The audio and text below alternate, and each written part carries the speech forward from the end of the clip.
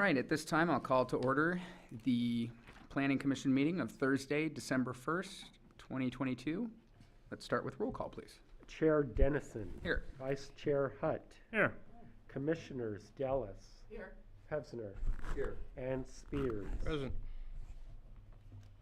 I will solicit a motion to approve the agenda. So moved. Also, Go ahead. also move. I'll second then. All those in favor? Aye. Motion carries unanimously.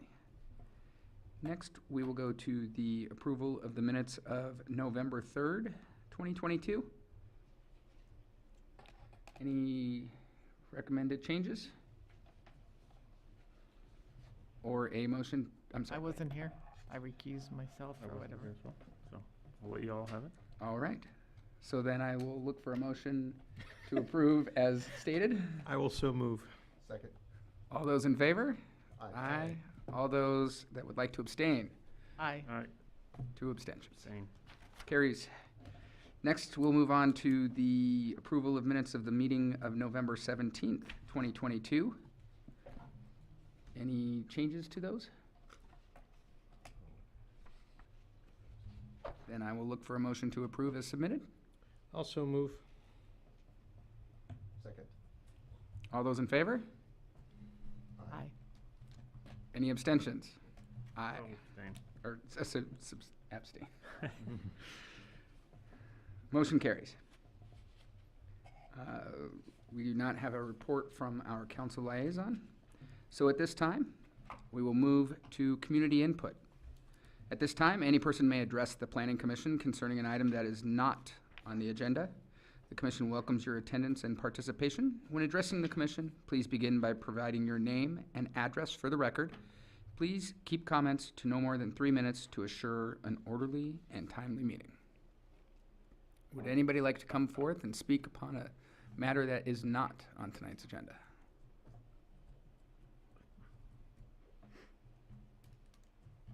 Hearing none, I will now close community input.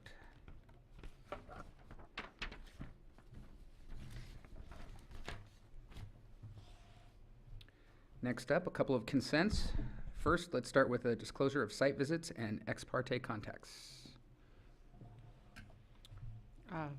I went to the 500 Linda site this afternoon. And I went to I drove by the Sierra Meadows, thank you, property. I was locked, but I looked at it from the street, I looked at it from Sierra Meadows, I looked at it from Chaparral. And so, I did not go to Michelindo, nor have I been back to my one visit to Sierra Meadows. Well, I've been by Sierra Meadows many times because I live on the street, so I will recuse myself from that one. Are we doing the whole calendar or just the consent calendar disclosures? We can do the entire, any Okay. disclosures you have, this will be the time.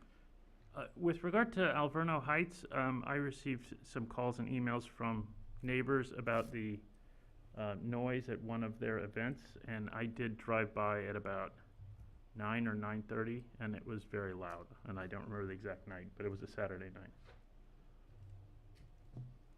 All right, I did previously visit the Sierra Meadow. I have not returned there. I am familiar with the property on Baldwin. I visited the property on Michelinda. I also drove up Chaparral to look at the backside of to just make myself familiar with that. And I did drive around Alverno once just to refresh where things are gonna go. I didn't meet with anyone on Sierra Meadow or at Alverno. And when I said Baldwin, I did mean Michelinda. Oh, okay. All right. With that, I think we can move to consent item number 1, cancellation of regular planning commission meetings on December 15th and January 5th. Yes, typically we do cancel those meetings.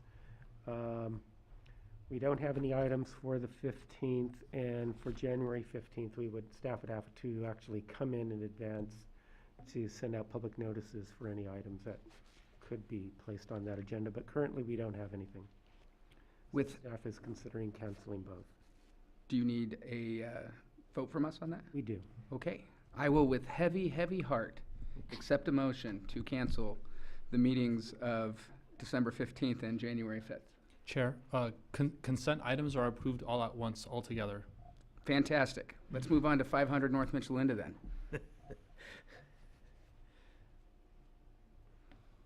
With a presentation from Planner Wolf. Yes, this is also a consent item. Associate Planner Wolf did want to clarify one point regarding the conditions of approval that you have at the dais. So in your agenda packet, you'll notice that there's a resolution, resolution. This is modifications to include the interior as was discussed at the last meeting, at the wishes of the applicant, but that was included as part of the published agenda packet. And since then, there's been interest from the applicants to withdraw their interest of including the interior in favor of saving time for the Mills Act application soon to come. So with that, I provided in front of you at the dais a copy of a resolution without those modifications, and the only other changes to them being changes in dates to December 1st. That's all I have. Thank you. Is there any, do we take public comment on consent items? Yes. Okay. Were there any questions for staff before we move on to public comment? All right. We will at this time take public comment on items 1 and 2 of the consent calendar. If anybody would like to come up and speak on this. Hearing none, we'll bring it back to the commission. Does anybody have any comments or deliberation they would like to make? Nope. Then I will look for a motion to approve the consents, item number 1 and 2. Also move. I'll second. All those in favor? Aye. Motion passes unanimously. With that, we will move on to public hearings. We've already just closed all site visits, so we will move directly on to item number 1, discretionary demolition permit 22-03. And Chair, Actually, before we get into this, before staff gives a presentation, as I mentioned before, I live just up the street from this, so I'm going to recuse myself, and I will rejoin you all for item 2. thank you. We have a PowerPoint presentation from Senior Planner Lynn.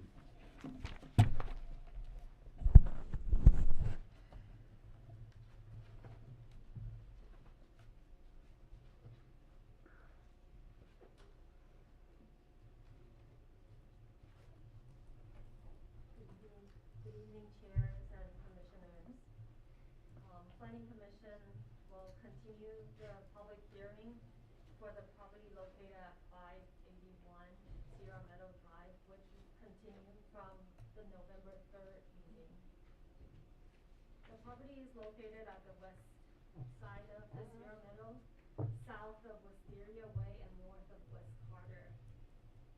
The applicant is requesting a discretionary demolition permit to demolish all existing structures and a design review permit to construct a new 5,424 square foot single-family residence with a 3-car garage. This is a fully code-compliant project that meets all requirements. The only change from the project data is the building height. The building height has been reduced to 24 feet 5 inches as a result of the modified design. So this presentation will be focused on all the comments from the commission, and the applicant and the architect has returned with the following items: addressing commission's concern regarding the ADU,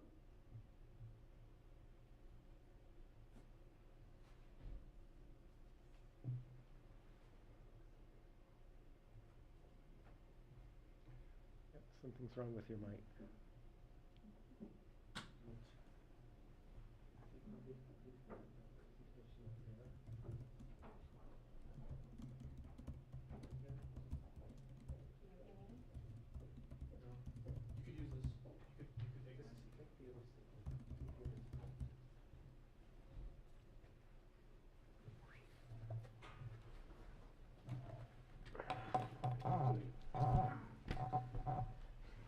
So addressing Commissioner's first concern on the interior access from the primary structure.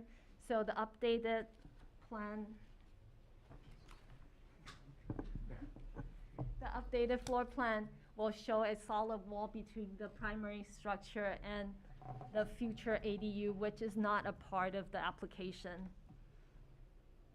And the second concern from the Commissioner is regarding design review finding number 3 and 4. So the applicant has reduced the scale and bulk and mass of the street-facing elevation. And you'll see illustrations from the elevation later on. The third concerns from the Commissioner is to include a condition that all utilities shall be placed underground, which is included in the resolution 22-21. So this is the revised floor plan showing the a solid wall between the future ADU and the primary residence. This is the revised section lowering the two-story volume where it faces the street elevation. The volume is reduced to 17 foot 7 inches, and that will still provide the access to the second story.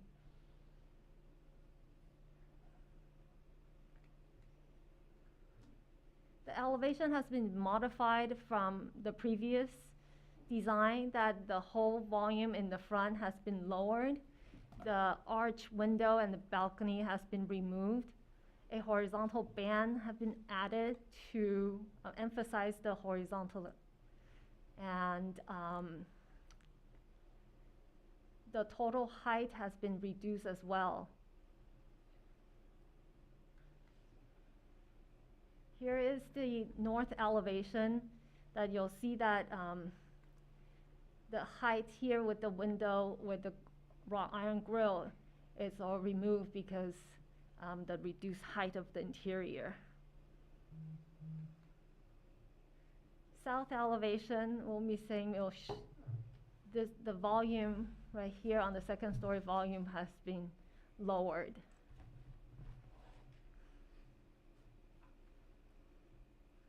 East elevation, looking at from the back, that the peak is missing right there.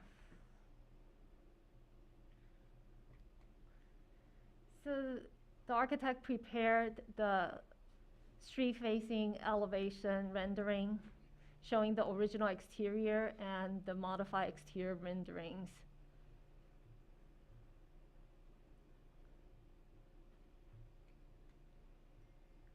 This is the street elevation that I included in the previous presentation, showing that it's approximately 100 feet away from the nearest neighbor to the south and approximately 50 feet away from the neighbor to the north.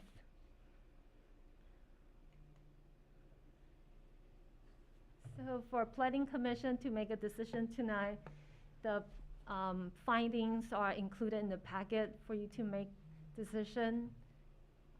Alternative before the Planning Commission approve the project or approve the project with modification, deny the request by identifying the finding that Planning Commission feels cannot be made and the basis for rejecting those findings, or continue the project and provide directions to the applicant and staff.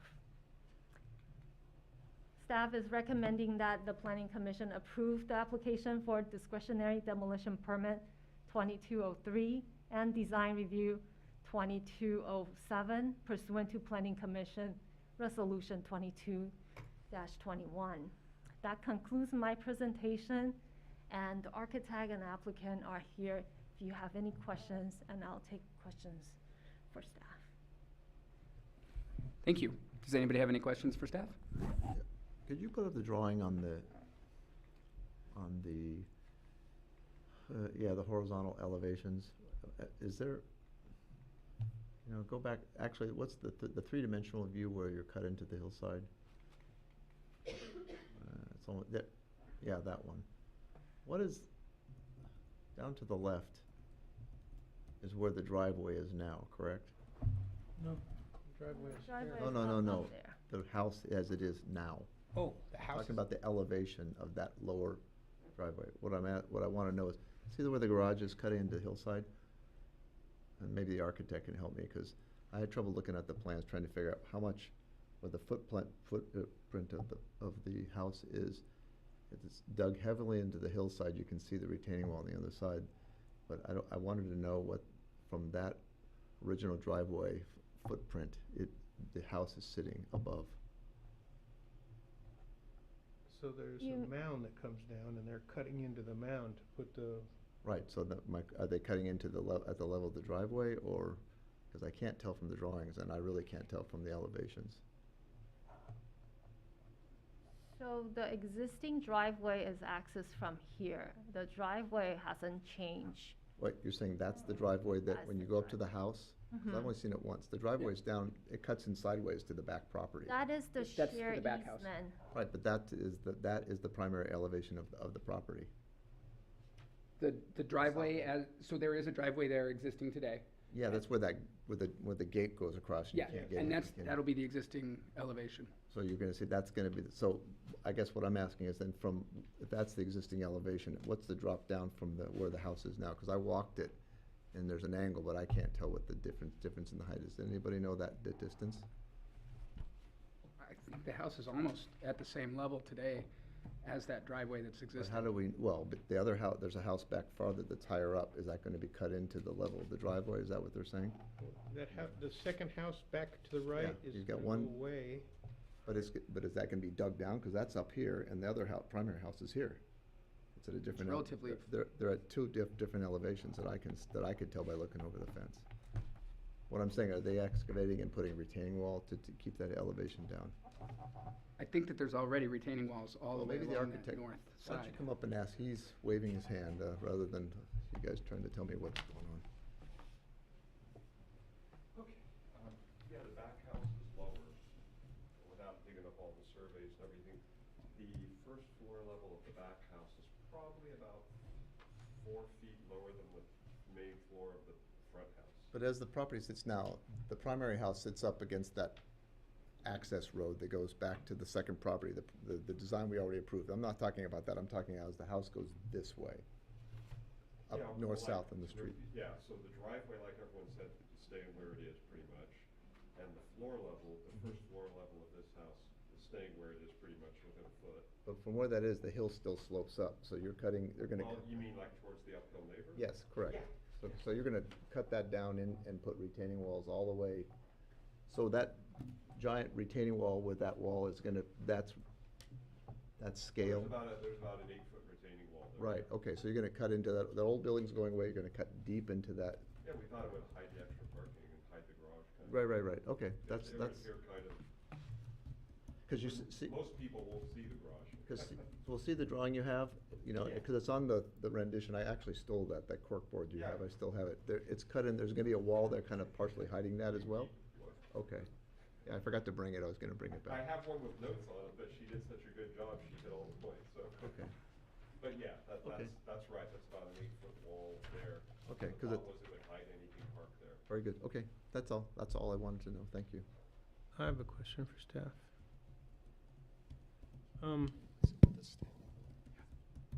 Well, the first issue that was addressed was the fact that we noticed that there was access to the proposed ADU from the main building.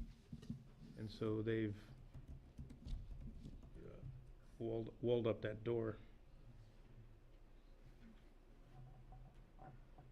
Do we need to, do we need to put something in a condition so that that stays an ADU? I mean, we're looking at a situations that, you know, a year from now, some guy with a Sawzall can, you know, blast that hole out, and they've created a larger building than what we're discussing here. And it was built as an ADU. How, and this, you know, and the city's not really long on enforcement on these issues, how do we know that it's gonna stay an ADU, and how, what tools do we have to, if that's part of our approval today, what tools do we have to make sure it stays that way? So what makes it an ADU is that it has to have independent exterior access. Right. So there's nothing preventing someone from establishing access between the main residence and the ADU itself. So if your question is how would we know if they seal off that independent access and they just create access between the home, and I think code enforcement would have to know via a complaint Yeah, that's, from the community. Can there be a covenant? Can there be a covenant regarding the door specifically? Yeah. The access. Because we're approving it under one condition, Right. but we're not naive here. We know that the temptation will be, hey, you know what, I can get a lot more space here by just running a saw through this wall.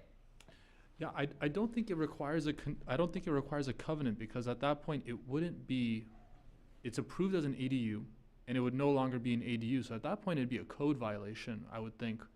And as a code violation, you'd start pursuing administrative enforcement. So we start issuing fines starting at 100 and then 200 and 500.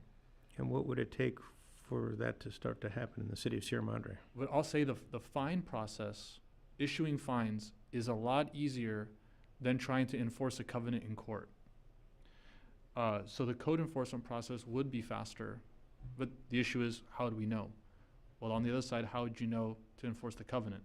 You wouldn't. The only way you would know is if a neighbor were to complain, I think. So unless we go out and do inspections, which we currently don't do, the only way we would know about these types of violations is through neighbor complaint.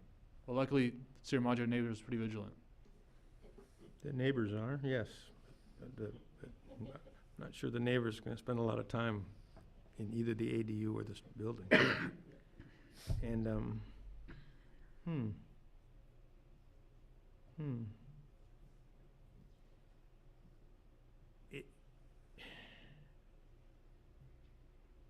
If the house is sold to another person,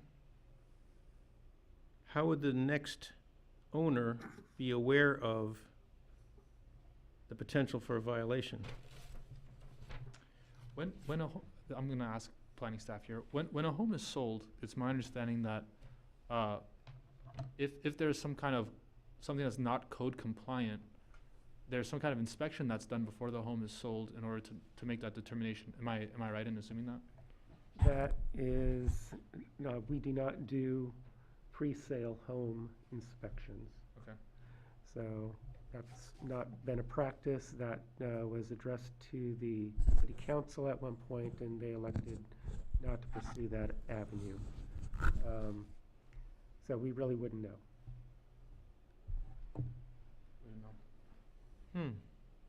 So I have a question.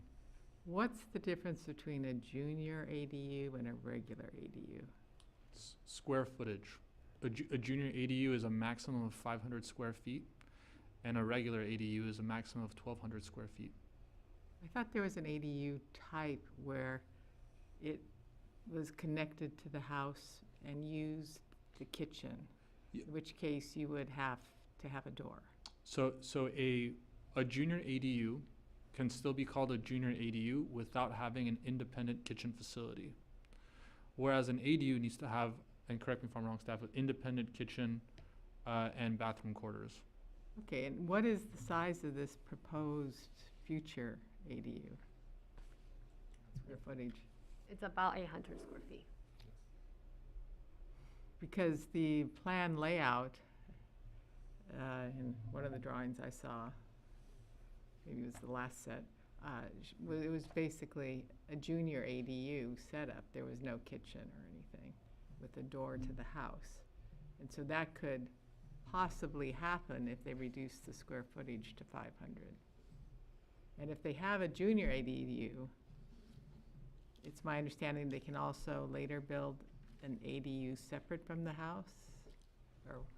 Or, So a single-family residential home can have both an ADU and a JADU. The primary difference beside the size is that a JADU must be attached to the home, whereas an ADU can either be attached or detached from the primary residence. okay, So yes, they could have all three on the same parcel. okay, and there's no requirement that an attached ADU, it goes back to your question. It can't have a door? Is there a requirement in that, or? It has to have independent entry into the ADU, but it could have an adjoining door. That's Okay, so the door to the house is kind of irrelevant. so long as there's some door leading to the outside. exterior. Yeah. So we're just talking about whether they qualify it as an ADU or a junior ADU, and that's a matter of square footage and whether it has a kitchen. So, I think it's larger, and, I mean, there's a certain symmetry to its layout with the rest of the building. And we're looking at a two-bedroom house that yeah, can seat 122 people. but it's I don't know, just, it's I'm a suspicious guy. technically it's legal, but it does use some of their options on the property. Well, So my concern is that we're approving it, we can't look at the ADU. that's right. We will pretend that it doesn't exist, even though we're looking at drawings. It seems to have it seems to have been designed to be part of the existing house, and it's, you know, and it could be, the cynic in me might think that somebody's just using the ADU code to add more square footage to their house. Not saying that's what happened here, but it, you know, could be. But we're all new to the ADU process. But it limits their options as to how much square footage they can eventually put on the property by designating that. Or it adds to their ability. No, because they can still, even if this wasn't even shown to us, we have to approve the house either, you know, as is or not. But if they wanted to build a larger house, they could just say, well, this wing is an ADU. Yeah, but they have to use an option. They have to use a life tile to do that. Well, they have to decide it's an ADU and tell us it's an ADU, and then we have limited resources in terms of regulation on that. But the only rule that I remember was that it somehow had to be independent of the house, which is why the concept of the door came up. No, in fact, the JADU is often dependent on the house. So, okay. The house as proposed does fit within the allowable square footage, right? That's correct. Okay, Without the ADU. without the ADU. But Does then- with the ADU. But to put an ADU in, they have to use that credit. Sure. We can't stop them, I mean, No, we can't. so. Any other questions for staff? Oh, the 8-foot retaining wall, is that within all legal planning codes and building codes? Typically, a retaining wall would have to be stepped back in 3-foot increments in horizontal and vertical distance. Okay. So it wouldn't actually be built that way. The codes would kick in and they'd have to terrace it, which would be much more appealing. And if you recall at the site visit, that mound that we were referencing earlier is imported soil, so there isn't a retaining wall there now. I have a question for the chair. Can I decline to answer? You were very articulate at the last meeting and talked about bulk and massing. And when you looked at drawing R1, were you able to discern the difference in bulk and massing? So I did think that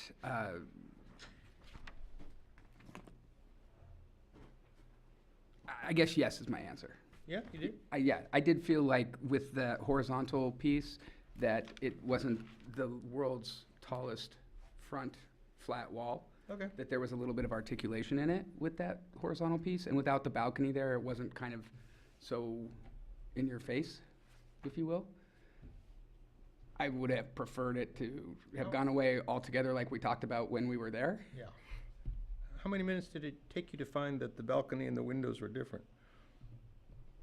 I was like at minute 12 or 13 before I heard that. So, okay. All right, just fine, no problem. It's a fair question. Any other questions for staff? All right, then we will open this for public comment. At this time, if anybody would like to speak on discretionary demolition permit 22-03, design review permit 22-07, please come forth and share your comments.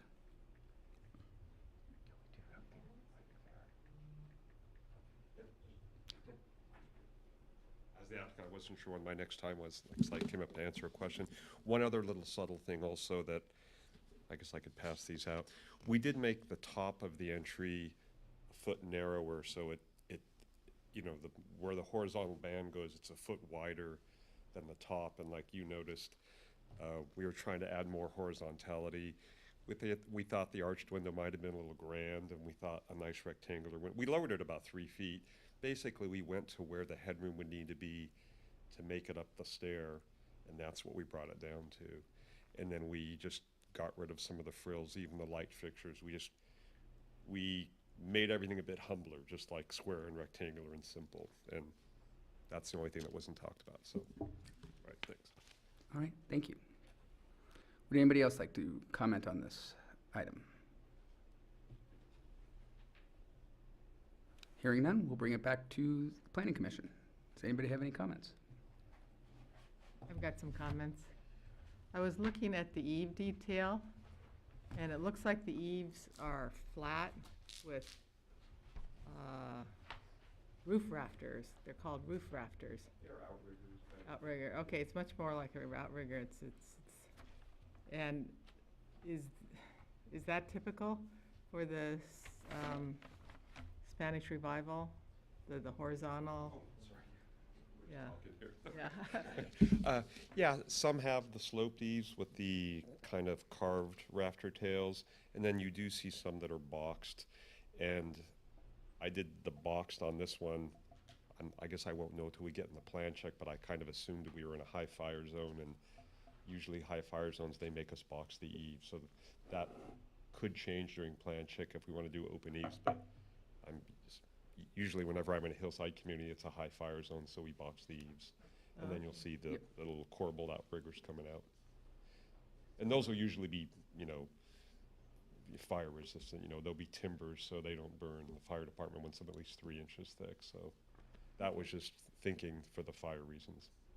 Okay, and if they're theoretically structural, wouldn't you need something on the corner diagonally too, or? Yeah, the working drawings become a little bit different than the renderings. You know. I get that. Yeah, some of the. Okay, so I just wanted to mention that. Yeah, sometimes the renderers aren't as construction savvy as some of the others of us in the office. So. Yeah. Okay.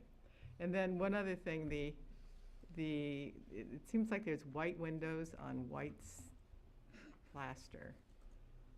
That seems it's not done, but it's a little unusual. Yeah, you see it. A lot of times you'll see the greenish gray color, you know, and we were, you know, we might go to a green-gray color on the windows, but yeah, we weren't sure how exact that had to be at this point. We just were trying to show the massing and the shape and Yeah, everything. there's some sort of slight variation in whites or A something. lot of people are doing gray these days too, which is nice and subtle difference, Yeah, okay, but not jarring. It's like a light gray, so. yeah. We can keep that flexible as we go through the plan check.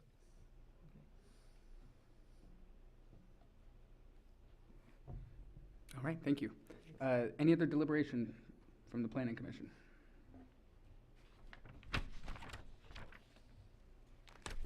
Really, I mean, he modified the front, but it's not massive.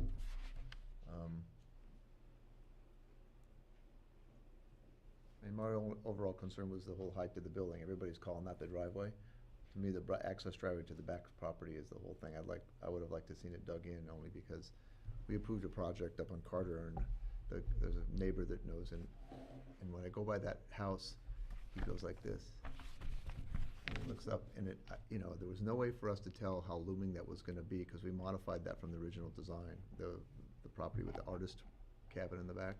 And it's pretty large, so my just concern was, you're far enough away from the neighbors, but that none of this would be looming over one of the other homes. This property is 50 feet away, so I suppose that gives them enough of a barrier, and my concern was to the back of the property where the retaining wall is, and if that's gonna be terraced, we get the height is the height, because they don't really have those tree barriers there, and we know how natural barriers somehow either disappear or never show up on houses for visual, to change what people are looking at, so, but he satisfied the design that I was concerned with, which was the height of the overall, bulk and mass at the center of the house. So I can support it. All right, I think this house, in compared to its neighbors, is going to appear rather large. And we have asked them to reduce bulk and massing. I think if I had my wish, it would be a little more reductions. But they're well within the specs. They've met all the code requirements.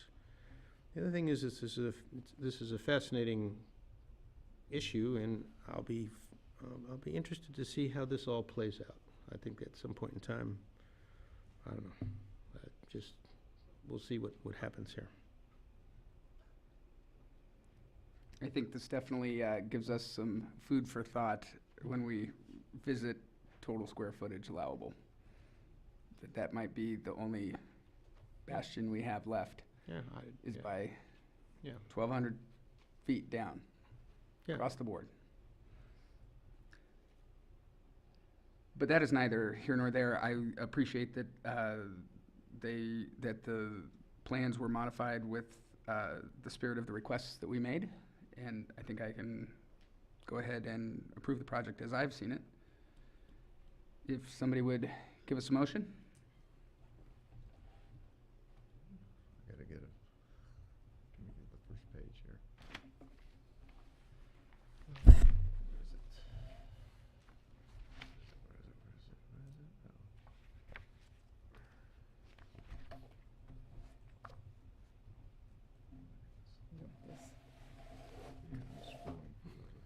Is that it? I'm looking for a motion to approve discretionary demolition permit 22-03 and design review permit 22-07. So yes, I so move.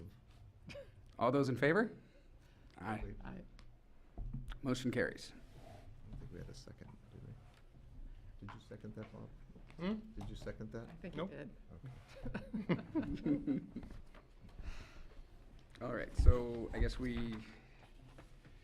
how do we find our wayward commissioner?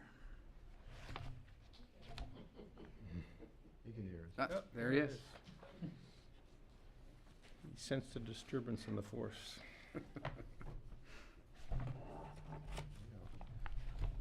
All right, next up, You never know it was there. we will review item number 2, conditional use permit amendment 21-19, an addendum to the mitigated negative declaration to update the Alverno Heights Academy Master Plan. Does staff have a presentation?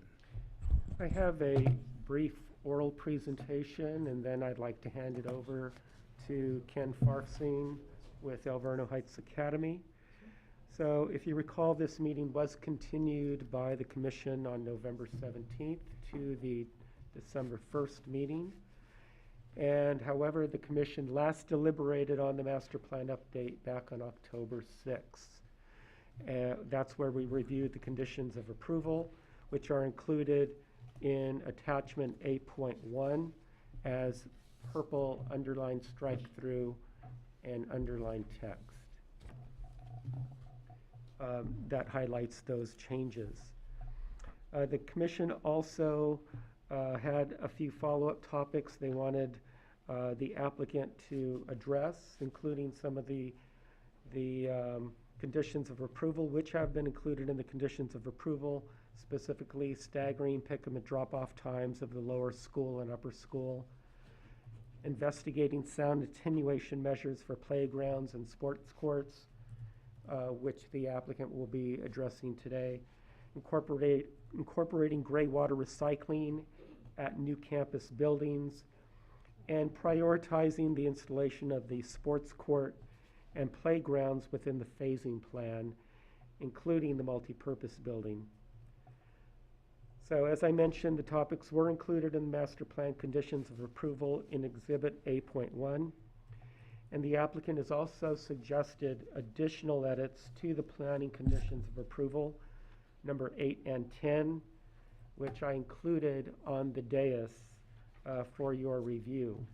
That's 8 and 10. Those were suggested edits by the applicant. They are also in their presentation going to touch base on those conditions, so we'll see them again and we can probably review them with the applicant's presentation. They do have a slide on that modification.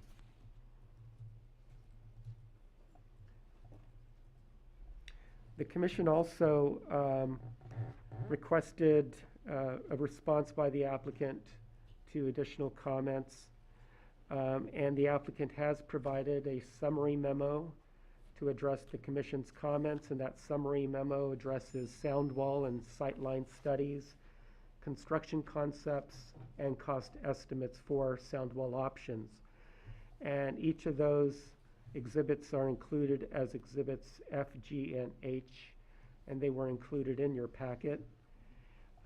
At this time, I would like to introduce Ken Farfsing, who has a PowerPoint presentation, and he would like to go through that material, unless you have questions of staff at this time. Any questions for staff? All right, Mr. Farfsing. Thank you, Honorable Chair, members of the Commission. Just a brief background. We put our application in June of 2021. The first hearing was November 18th, and at that meeting, there was a request that we do neighborhood meetings, which we did have 3 neighborhood meetings. And those meetings resulted in the school preparing supplemental noise and traffic studies, and we also installed additional perimeter landscaping at the request of the neighbors.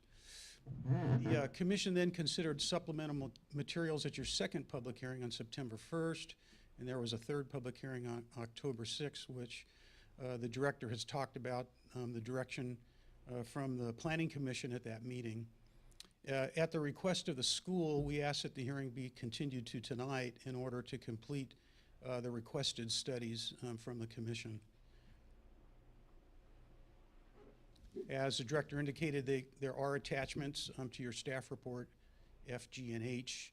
We also looked at other options, which we'll talk about tonight. Now, there was a suggestion that we consider the use of rubberized asphalt on the Mitchell-Linda parking lot in the play area. And we've had quite a few conversations with our engineer, and we've also done quite a bit of research on noise reductions from rubberized asphalt. The field itself, if you took a look at the playground that we use where we have the volleyball and basketball in the Mitchell-Linda lot, that area is about 13 parking stalls and a drive lane. We currently use that to basically queue cars to get off of Michelinda for both the morning drop-off of students and then also the pickup of students in the afternoon. So that the problem with the asphalt, the rubberized asphalt, is basically it's not really good for parking lots. What happens at low speeds is that the asphalt starts to ravel, which you've probably seen streets that get kind of the modular look to them. So our engineer's not recommending that we use it in the parking lot. It's really used for streets. And that also brings up the sound attenuation issue, that there's not a lot of studies out there in the scientific literature where you've looked at the dBA reduction, noise reductions from rubberized asphalt for play areas, because it's just not done. There are quite a few studies on the noise reductions from rubberized asphalt for use on freeways, highways, and even some local streets. And it does provide some reduction in noise, usually between 2 and 5 decibels. And then we believe there's some safety issues. Basically, it's very porous, rubberized asphalt, and we think that's going to create issues for the students. The rocks and kind of the aggregate comes out easier in rubberized asphalt, so it requires a lot of sweeping. So as a school, we're not supportive of putting rubberized asphalt as either a noise mitigation or basically a play area. Now, one of the things we did study is the sound walls, and as you know, Alverno is in a hillside area, and there's quite an elevation drop over the entire 13 acres of the campus. The Grandview perimeter, the homes are significantly higher, and what that does is really require that sound walls would probably at least need to be 10 feet in height. They may even have to be taller. And we've prepared an exhibit. It's part of the attachments where you can see where a perimeter wall installed on Michelinda and also installed on Grandview would be fairly tall. And then the existing perimeter wall is about 6 feet in height, so it's really not sufficient to consider it like a sound wall because of the elevation change. Now, what we're recommending is that we install instead a temporary sports court in the lower school. It would be in the location of the proposed future sports court. And over the summer, we installed additional hedges on the Highland Avenue perimeter at the direction of the Planning Commission. You asked us to start installing more landscaping on the perimeter, and that provides additional buffering. So just to give you a sense of the temporary court, it would be located in this area. This is a aerial view of the school off of Google Earth, and basically the temporary sports court would be located where the permanent courts are planned.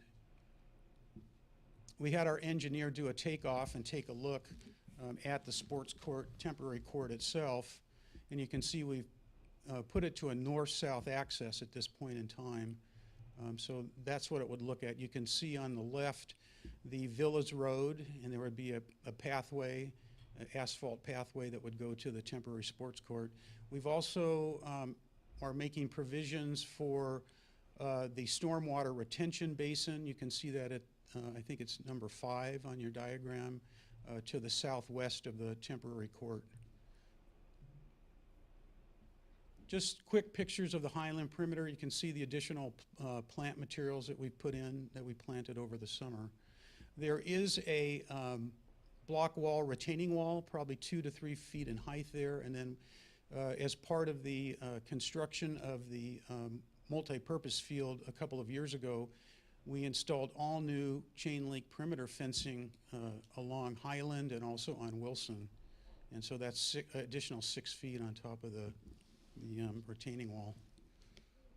So the sports court, how we see this temporary sports court is that it would be used for the majority of games and practices, and it would provide less intense sports use on the Michelinda lot. We're not saying that all sports would move to this sports court, but a significant amount of it could. There would be less children, less spectators, less games, less frequency, less of the referees' whistles in the Michelinda lot. Now, the Highland Avenue residences in this location are an average of 6 feet below the school's southern perimeter of that wall and fencing that I showed you, and that provides additional sound mitigation. The temporary court would be located approximately 120 feet from the nearest residence on Highland, and it's about 250 feet from the nearest residence on Michelinda. Now, it's not a insignificant amount of money for the school. We've obtained estimates from our engineer, and construction costs are about $95,000, and we need to add in permits and plans and all of that, contingencies. So we're estimating about $115,000 to basically do this temporary court. Now, the court could be installed within 18 months. That would allow us time for a capital campaign, and we would construct it during the summer of 2024. We like to do our major construction during the summer, obviously, when the students aren't there and there's equipment on the campus, construction equipment. Also, one positive, very positive, is that the court could be used while the school conducts a major capital campaign for the funding and the construction of the permanent sports courts, if approved by the Planning Commission. Now, the director had mentioned that we have some recommended suggestions for changes to the resolution. These are in the community preservation conditions 8 and 10. Under sound attenuation, recommended language was install a temporary lower school sports court in the location of the permanent sports courts, subject to administrative design review by the director. The improvement shall be completed within 18 months from the receipt of this conditional use permit. The other, we've made a minor suggestion to traffic flow, and that was to implement staggered pickup and drop-off times for the lower school and upper school. What we did is we removed the phrase middle school because we don't really have a middle school. It's TK through 8th, and what we find is there are parents that might have a 2nd grader and they also have a 7th grader, and we really don't want to start staggering the lower school. It would add more traffic rather than less. So this language would basically say implement staggered pickup and drop-off times for the lower school and upper school students in an effort to address traffic flow queue lines on surrounding streets. So that concludes my presentation. I'm happy to answer any questions. Are there any questions for the applicant? I have one. In LA City Schools, we try to do transportation pickups and drop-offs as much as we can inside the campus, where you can control the environment. Right. Currently, when I drive up and down Michelinda, the cars go the length of your property and then past Highland down below. Right. But I don't see any lined up on the interior drive that goes between your Michelinda lot and down to Highland. In other words, it could be inside your property as well. Right. I mean, we have received communications from neighbors that the fact that the line goes through the Highland intersection is a cause of concern. Right. Would the school be interested and amenable to opening up that area for parents to park and wait for children and pick up their child on time on the campus and then go out Highland? Therefore relieving the end of the line that would go past down below. Right, I understand. Let me try to answer, then I'll have Julia come up in case I overstated the case or understated it maybe. There are two situations, obviously. We have the morning drop-off and the afternoon pickup.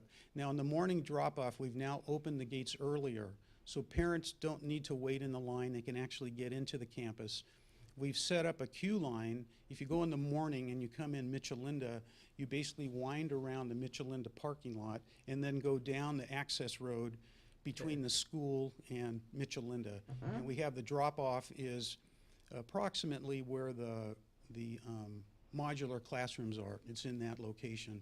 The master plan will move that drop-off further south, and that's something, we certainly could consider if the commission wanted a larger queue area. We could certainly do that now, try to get students a little further and parents a little further into campus. So the morning, we encourage people to get there. The gates aren't closed, just come on in. The afternoon's a bit different because we have kids running around the school, and I believe the gates open at 2:45. I was up there and basically watched the cars go through. They cycle through pretty quickly. You know, once we open the gates, it's a pretty efficient operation. So again, the only suggestion we would have, if you wanted to lengthen the queue on the campus, you certainly could. We could consider doing that. It might address some of your neighbors' concerns, and it is a rather impressive and imposing picture when you drive up or down Mitchell-Linda. You see all these cars parked, and it's like, Right. what's going on? Yeah. I know. I mean, and it's one of those things where we encourage the parents to get there early. We also encourage them, this in the afternoon, we say, don't show up early. So, you know, don't create a long line. But parents like to show up early for whatever reason. They like to park and, you know, wait for the gates to open. But I think if the parents basically came when the gates opened at 2:45, there wouldn't be as long of a line. Yeah. But The drop-off in the morning, I can tell you that the only solution that I've seen work is a thing called a concierge service, where you have 2 or 3 dads, and, you know, one dad opens the door, take the kid out, tell mom bye, and in other words, it pushes it through. You don't have the long conversations and the don't forgets and yada, yada, yada. yeah, I think we're doing something similar to that. We basically have a communication, I don't know if they're walkie-talkies or what, you know, I'm from an older generation, but they basically are using their phones, where we'll have a staff person, the parents come in and they have their name on the windshield, and so we can see the name of the students coming, and we basically, at that point, they drive down, and we have teachers that basically unload them, you know, and they know where they're supposed to go. And that's the same, I think, in the afternoon. So we're trying different things to make it work better. Okay. Sure. Any additional questions, or? Oh, and did you want to follow up on that, or? Yes, Mr. City Attorney. Just a question here. I see that the applicant had proposed alternative language. In staff's draft, it says lower school, for condition 8, it says lower school, middle school, and high school. I'm familiar with middle school and high school. I'm not familiar with the terms lower school and upper school. I just wanted to know if those were defined terms somewhere that we can reference so we don't have confusion in the future. 8th grade and below, 7th grade and below, and 8th grade above? TK through 8th grade. And is that a universally understood term? Well, it's basically defined within the documents. If it's not clear, we can certainly add that. Okay. Yeah. So we could add And then K8 the lower upper, and. Yeah. the upper school's 9th through 12th. Yeah. The questions I had, I think the concept of installing a temporary sports court on the lower is really great, because that brings some of that big noise generator south, away from the people on Grandview. And I know that with regard to the noise that we talked about from events, one of the things we talked about is the new classrooms would basically be a significant sound block for the noise that goes out west, Yeah, over Michelinda. correct. And I mentioned earlier that I drove around, it was actually November 5th, and it was just past 9 o'clock, and I drove all the way around, and on a number of the streets, I could barely hear anything, but on the Michelinda side, it was really loud. And so, I guess my first question to you is, based on your campaign, when do you expect those buildings to be completed? And my second question is, based on the guess that it's not going to be really soon, are there any temporary measures, more plantings or something like that, that we can do to try to mitigate the sound coming off west across Michelinda? Well, it really gets back to one of the questions we raised at the last meeting, is that what level of noise are we trying to mitigate to? And that's what we've struggled with. You know, our consultant has indicated that, you know, your upper limit is 80 dBA. So you know, the noise studies, and they're in your appendices when you take a look at them, are well under that. You know, they're basically in the 65 to 70 dB for after-school sports activities. So, again, we're trying to figure out exactly what are we mitigating to.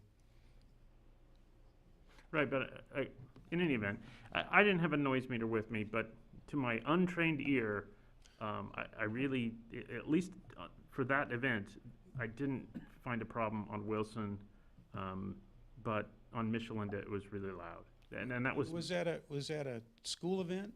no, that was something at the, Oh, at the villa. at the villa. Oh.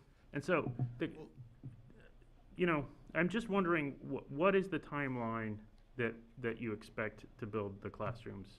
Because I really do think those would be helpful. Well, I think you basically indicated that what your feeling is that it's going to take a while to do it. And I can't stand up here and say we're going to do it in 2 or 3 years or 5 years. It's a major capital campaign. You know, with the athletic facility, it was close to $2.7 million, and that took us 3 to 4 years to raise that type of money. And we haven't even estimated the cost of the classrooms because we didn't even know if we were going to get approval, but you're probably in the $6 to $7 million range. So it's going to take a significant amount of time to do that.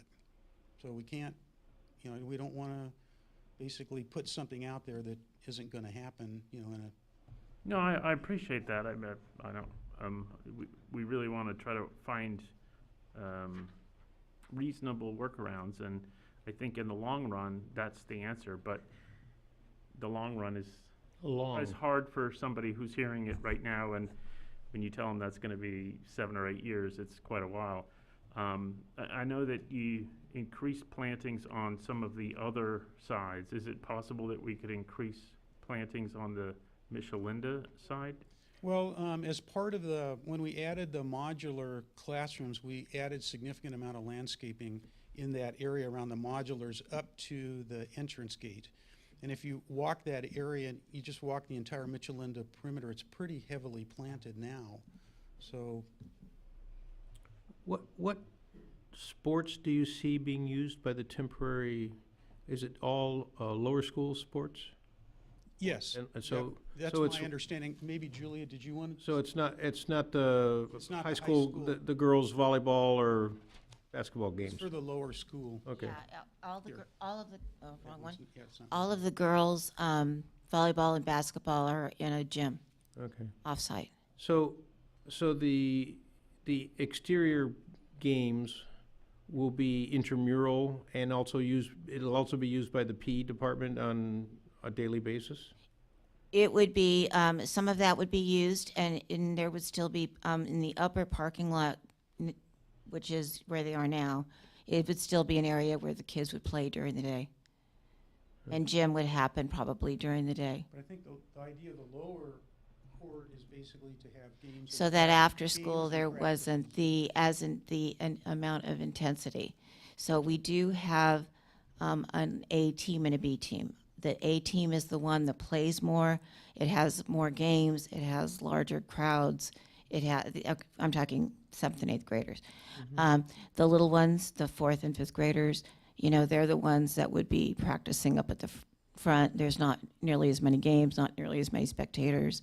And so they would be still up on the top court. So it would move a certain percentage of that activity off the Michelinda lot down A into whole lot of it.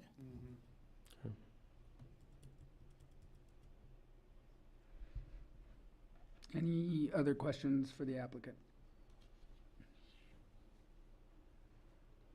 Thank you. Thank you. Any questions for staff before we have public comment? And then bring it back for deliberation?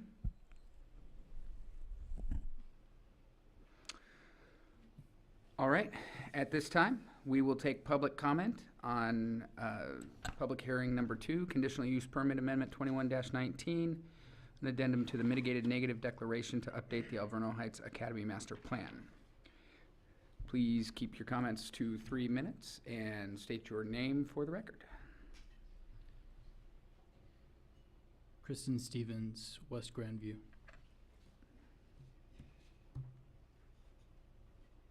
Good evening, Honorable Chairperson and Commissioner. My name is Kristen Stevens. I live on Grandview. I'm asking you not to adopt this CUP yet. I don't know if it was supposed to be adopted tonight. It looked like it. I'm wondering if the applicant has made their noise consultant aware that the project is in Sierra Madre and it borders Pasadena, because there is nothing in these noise studies that includes Pasadena's noise code as in 2010. Measurements were not taken within 25 feet of the source, and the noise levels are around 80 decibels. You can't say that you took this reading at the property line. It's not the way our city works in terms of noise code and measuring. So I'm having to dispute what Mr. Fartsing said. The school outdoor during the, so the measurements were not taken during the, within that source. Playground school noise is not included in these studies. To falsely use the loudest portion of traffic as the average traffic level misrepresents our overall traffic noise level in that area. The noise study uses an indicator for highways.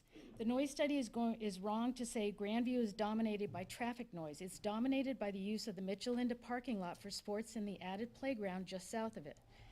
In fact, the studies show noise levels rise above 20 decibels when you come to my property.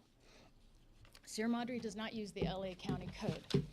The study does not adequately prove that Alverno is conforming to the noise limits during after-school activities. The DEIR states these standards provide restrictions on the amount of noise generated at a property as measured at the property line of the noise receptor. When all of this is said and done, it shows the school has been violating the noise code on my property. It's very loud. The school cannot keep decimating my rights to continue using the parking lot for anything but parking. It's killing my family's American dream. It's killing our mental health. We just want the same rights others are enjoying. And they can have a school. We're not saying no, we're not saying we don't want the children, but get it where it belongs, and it just doesn't belong in the parking lot. This was studied in 2010. Their consultant stood up here and said the words, too noisy, too impactful. I was at those meetings. I'm very disappointed to see the conditions of approval that will permanently erode the adjacent neighbors' peace and quiet. Thank you so much for all the hours I know you've put in, because I've been putting them in too. Just thank you, and happy holidays. Thank you. Keith Stevens, West Grandview.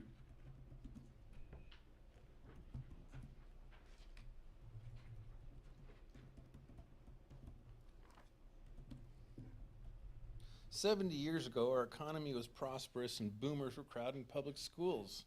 When a small Catholic high school for girls was proposed, the good Hurdy Heights neighbors said, sure, what could possibly go wrong?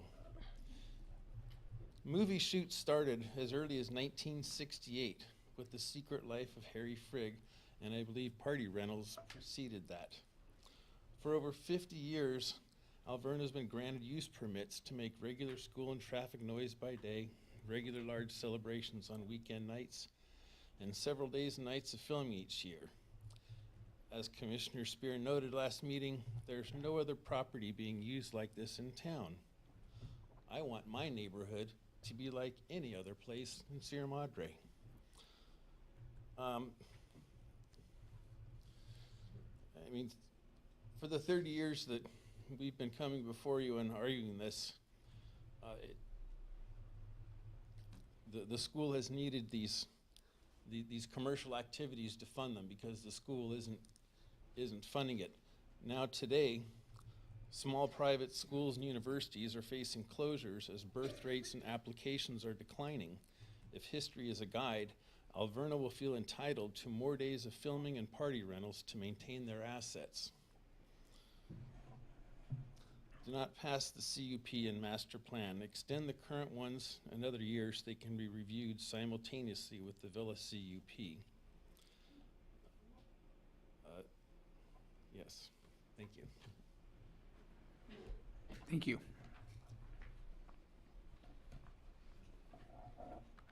Carolyn Halpern, Michelinda.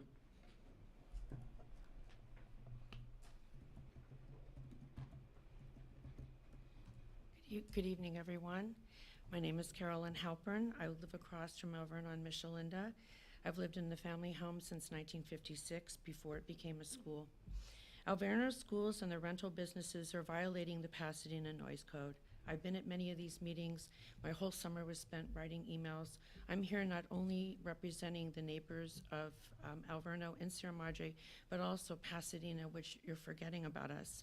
I'm here to request that the Sierra Madre City acknowledge Pasadena's jurisdiction when it comes to this application. Any land use or request to build needs to include all jurisdictions that it impacts. Alverno's plans already impact us by using the parking lot for play and sports and the playground, as well as any other future buildings. Alverno's K-8 and rentals have been dispersing sound onto its Pasadena neighbors at levels that violates the Pasadena Noise Code. I can see this in Alverno's own studies. And Mr. Hutt, thank you for doing your homework and for actually coming out to the site. I would like the rest of you to do that as well on Saturday nights when they have events, so you can hear the noise, you can hear what we hear. We're just trying to live in our houses on a Saturday night. I am a teacher in Sierra Madre Elementary School, and it's been hard the last few years with COVID and everything. I want to come home on a Saturday night and relax. Instead, my house just reverberates and vibrations. I feel you can find a better solution to mitigating the impact by either building the multi-purpose gym, which I do have concerns about, or moving the sports and playground elsewhere. There's no sound wall of any kind that will reduce the noise from the school to less than significant due to the placement of the playground and the parking lot per Alverno's own estimation. Pasadena needs a seat at the table. I went to a recent Pasadena meeting. I felt that it was necessary to speak to my councilman, our city manager, our head of public works, and our head of transportation, because what Alverno is doing is messing with Michelinda. They don't own Michelinda. Michelinda is for two towns, for Pasadena and for Sierra Madre, and the traffic is horrific. I just wanted to bring up something Mr. Spears mentioned. I have 45 seconds. Highland in the afternoon is a nightmare. Now, if you want to see a well-oiled school in the afternoon, come to Sierra Madre Elementary School, where every single teacher is out there, every single staff member. You see people, you see adults. It makes the traffic go easy. You don't see one adult on Michelinda from Sierra Madre Elementary, from Sierra Madre you do. Alverno you do not. Instead they have two sandwich signs that are blocked by the cars. They need people out there. It is a death zone. And I have had a Pasadena official out there. He met with Alverno, he met with your city manager, and things have not transpired the way that we thought they would. I've reached out to your city manager numerous times. He doesn't write me back. We just want people to be safe. We want them to be safe getting home, and that really needs to change on Highland. Thank you. Thank you for your time. I have a question. Mm-hmm. How many students are at Sierra Madre Elementary? Over 600. And we don't scream and yell. We make sure the children don't. We love to hear their laughter. We love to hear them play. But Alverno has screaming kids, which I've had to write to the school about numerous times. And it means to me either they're not being managed well or they're not engaged. But we do not. In fact, there's two teachers who are, whose children have gone to Alverno, and they run PE on Monday and Friday mornings.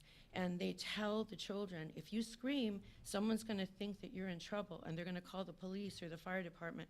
And we have 70 children out there doing PE, and you don't hear screaming from any one of them. I'm very proud of my school. Very proud. Thank you. Thank you. Chui Chow, Michelinda.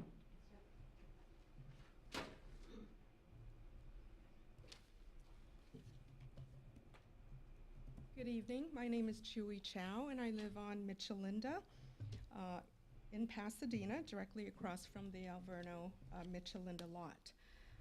The Alverno playground and parking lot use has been violating the Pasadena noise code for far too long without consequence.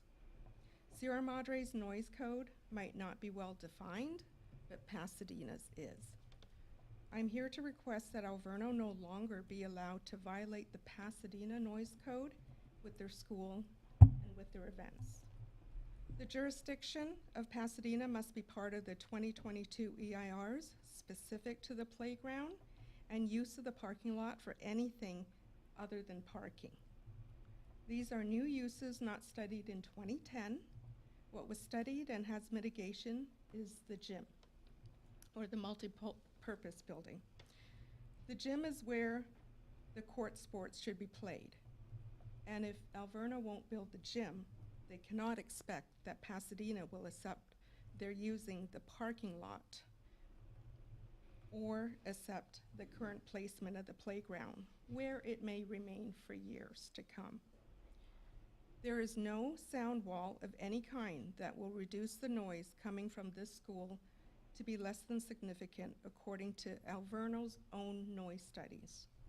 The City of Sierra Madre is required to include all jurisdictions that will be impacted by new build or expansion, such as Alverno's application. Alverno cannot keep violating Pasadena's noise ordinances. And Mr. Hutt, I want to thank you for your comments. And this is something that my fellow neighbors on the Michelinda side have been trying to convey for some of us 30 years. In what you heard on the street, on that particular night and on many nights, I can actually tell you what song is being played over there. I can hear the words. It has been extremely stressful. For me, being right across from that lot, every car that exits, the lights shine deep into my house. It interferes with everything we do.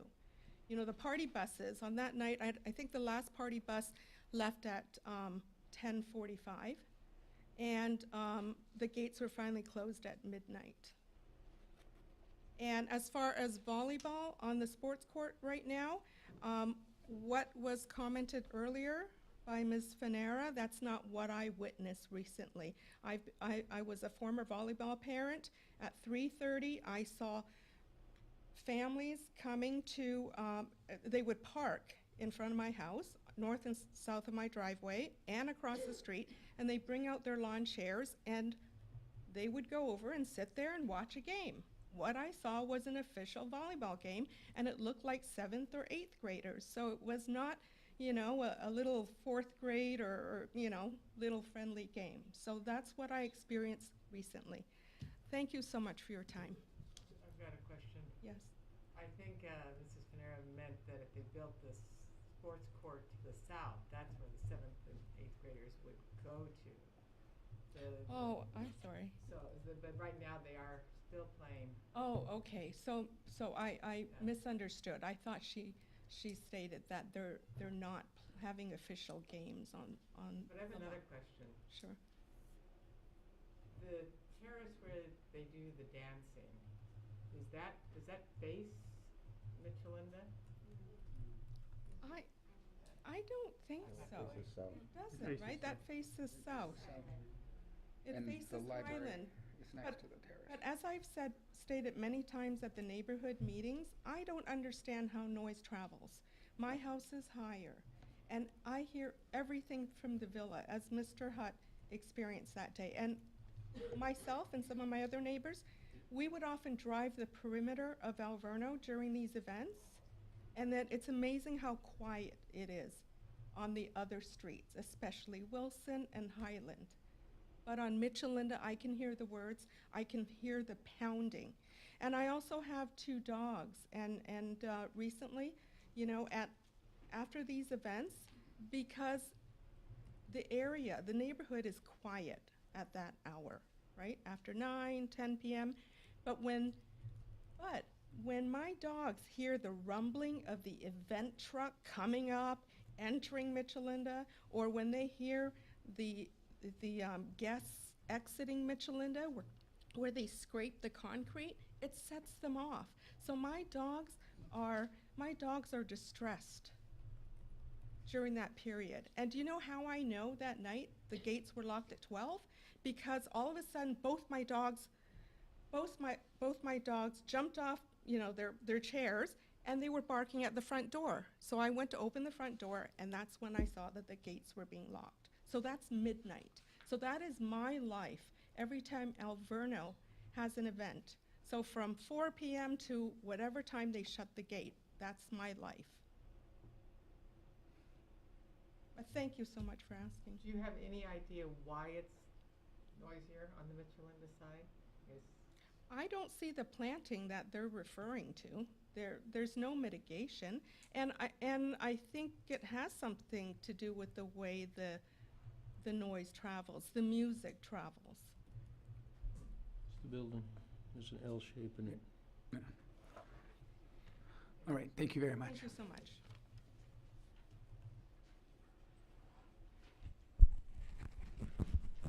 Would anybody else at this time like to come up and speak on this item?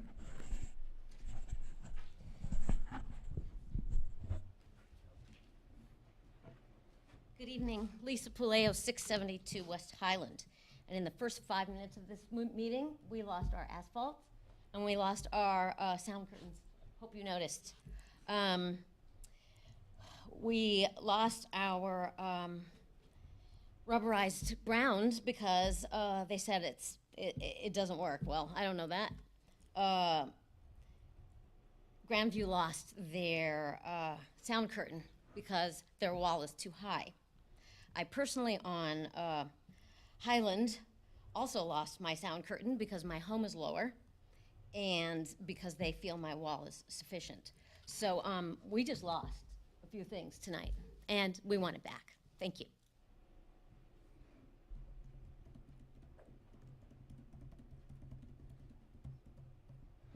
Would anybody else like to come up and give public comment at this time?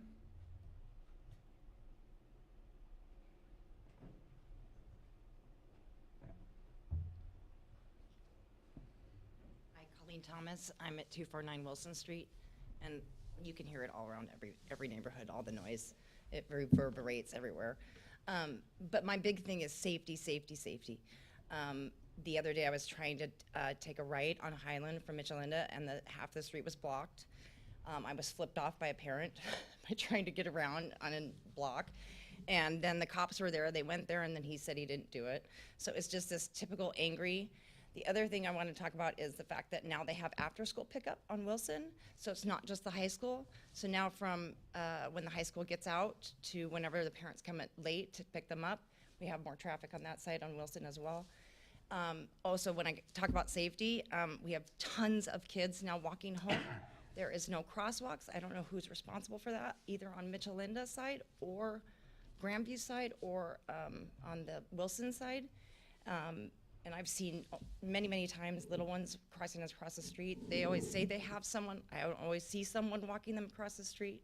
So I'm concerned for their children as well. Thanks. Thank you. Would anyone else like to give public comment at this time?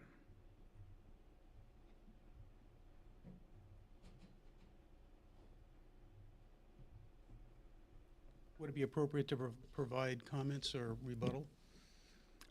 You are welcome to have 3 minutes of public comment where you will be able to say anything you want. Okay. Well, one of the questions I have is procedural for the city attorney, and that's the question that a lot of what we're hearing tonight from the residents really related to the Villa's conditional use permit. Our understanding is that's approved, and we're going through a process of working with the city on the noise monitoring, so it's a work in process. So is it appropriate to be talking about the Villa tonight, or are we just talking about the school? No. Can we answer? No. You have to continue. Oh, okay. You can have part of my 3 minutes. I just wanted to clarify that the noise studies, they basically did look at after-school sports, and that was a request from the neighbors. We looked at it twice. And so if you take a look at the March study of 2022, it did look at after-school,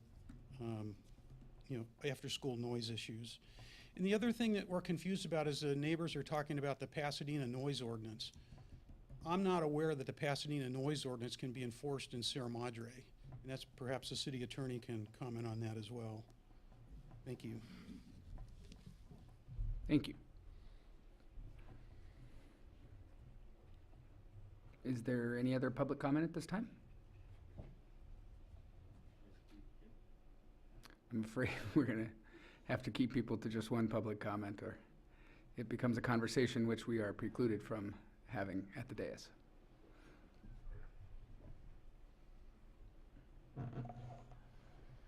Any other public comment?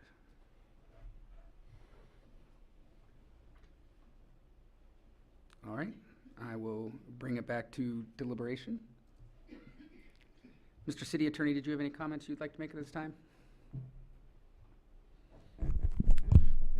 So to answer some of the questions that were directly addressed to me, the first is regarding the conditional use permit that was approved at the last meeting. Members of the public, when they come up for public comment, can talk about anything within the subject matter jurisdiction of the Planning Commission, so their comments are completely fine. However, this body today isn't going to consider noise at the villa unless it's somehow considered in conjunction with noise under this CUP. But the villa CUP has been approved, and that will come before the Planning Commission again in a year. And if the Planning Commission would like an update regarding enforcement of that conditional use permit, the Director of Planning can provide that update. The second point is enforcement of Pasadena's municipal code in the city. That's correct. We cannot enforce, our code enforcement officer only has the authority to enforce the Sierra Madre Municipal Code. If the city of Pasadena is experiencing some kind of hardship, I'm sure our city staff is willing to work with them on it, and we're happy to talk to their city attorney or their code enforcement officer to figure out to what extent they can enforce their code within their boundaries. Thank you. But can I follow up on a couple questions? If, we focused on Sierra Madre ordinances as we're Sierra Madre. If this is a violation of Pasadena code as measured in Pasadena, I would assume Pasadena can issue a violation. They couldn't issue a violation, I don't think. I think their remedy would be a public nuisance action, it's a civil action. I don't know that they'd have an administrative remedy against Alverno. But then again, I've never considered this issue, and I haven't prepared for it for purposes of this meeting.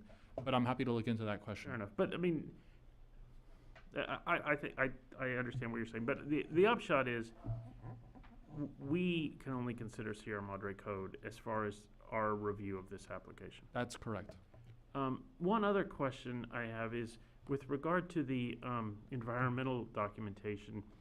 It's common to circulate that to all affected jurisdictions. Did the initial study for this, was it supplied to Pasadena? We did provide, the documents were made available to the city of Pasadena. I actually did send a notice, courtesy notice to the council members district as well. And did the city of Pasadena respond or provide any comments? They did not. Okay.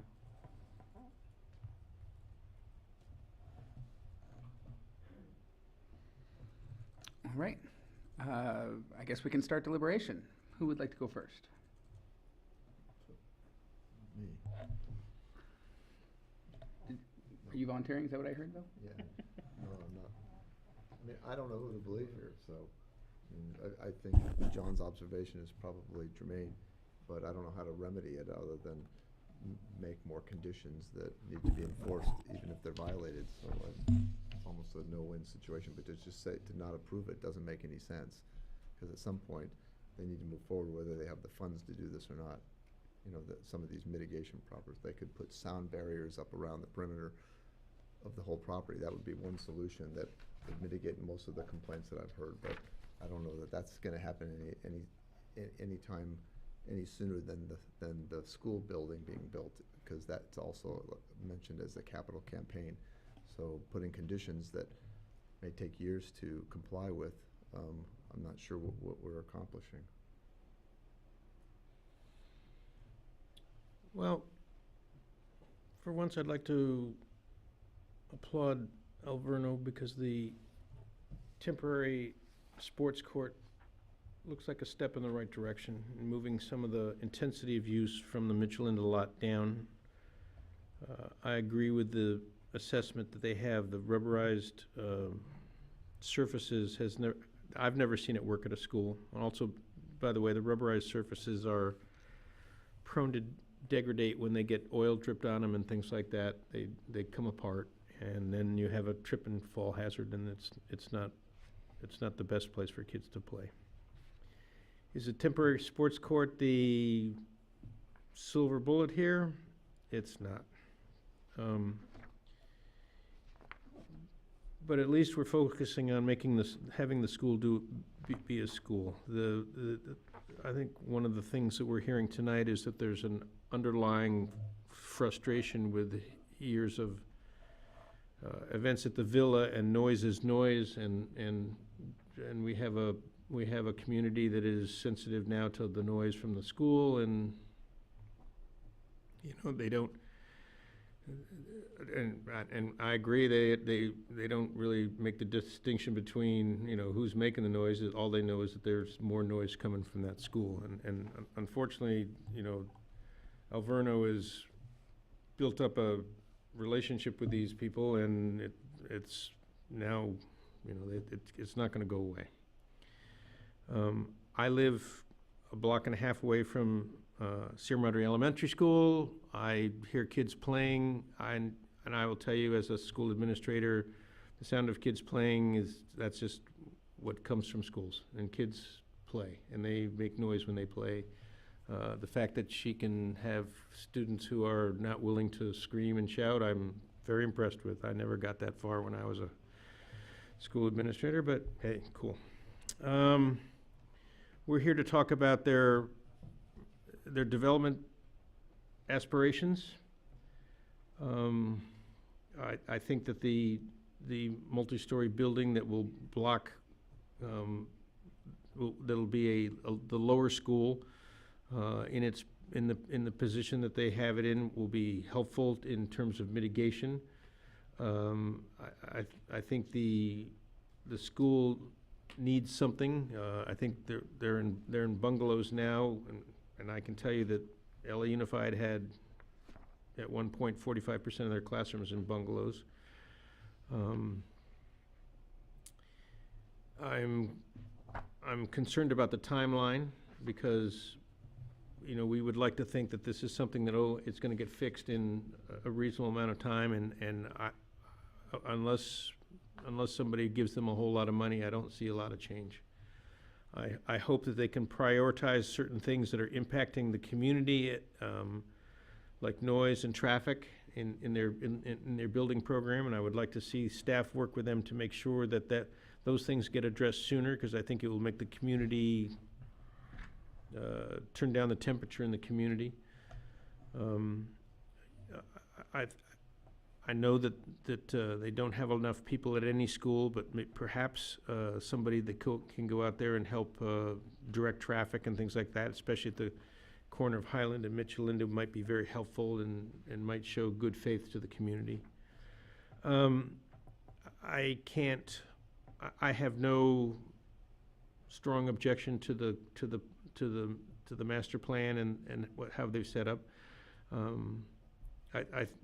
I would prefer them to do the multipurpose room that we looked at, I don't know, 5 years ago, 10 years ago, whenever it was, because I think that will address some other issues that are going on in the community, but I don't think that's going to be their priority. I think their priority will be to get the kids out of the bungalows, and I can understand that. So I can swallow hard and proceed with this, but I think that that the community has already been affected by the noise that is emanating from the school, and they're going to have to live with that consequence. And I think that there will be pressure on the city staff to make on enforcement, and that's probably where the solution is going to come to mitigate some of these unhappy feelings. So I don't envy your position, but I think it's something that I think it's something in Sierra Madre that's going to have to change. We're going to have to be more serious about enforcement. We're going to have to come up with, okay, we have a rule and now we're going to enforce it. We don't like to do that in town, but in this case, I think it's been pushed so far that something's going to happen. So, okay.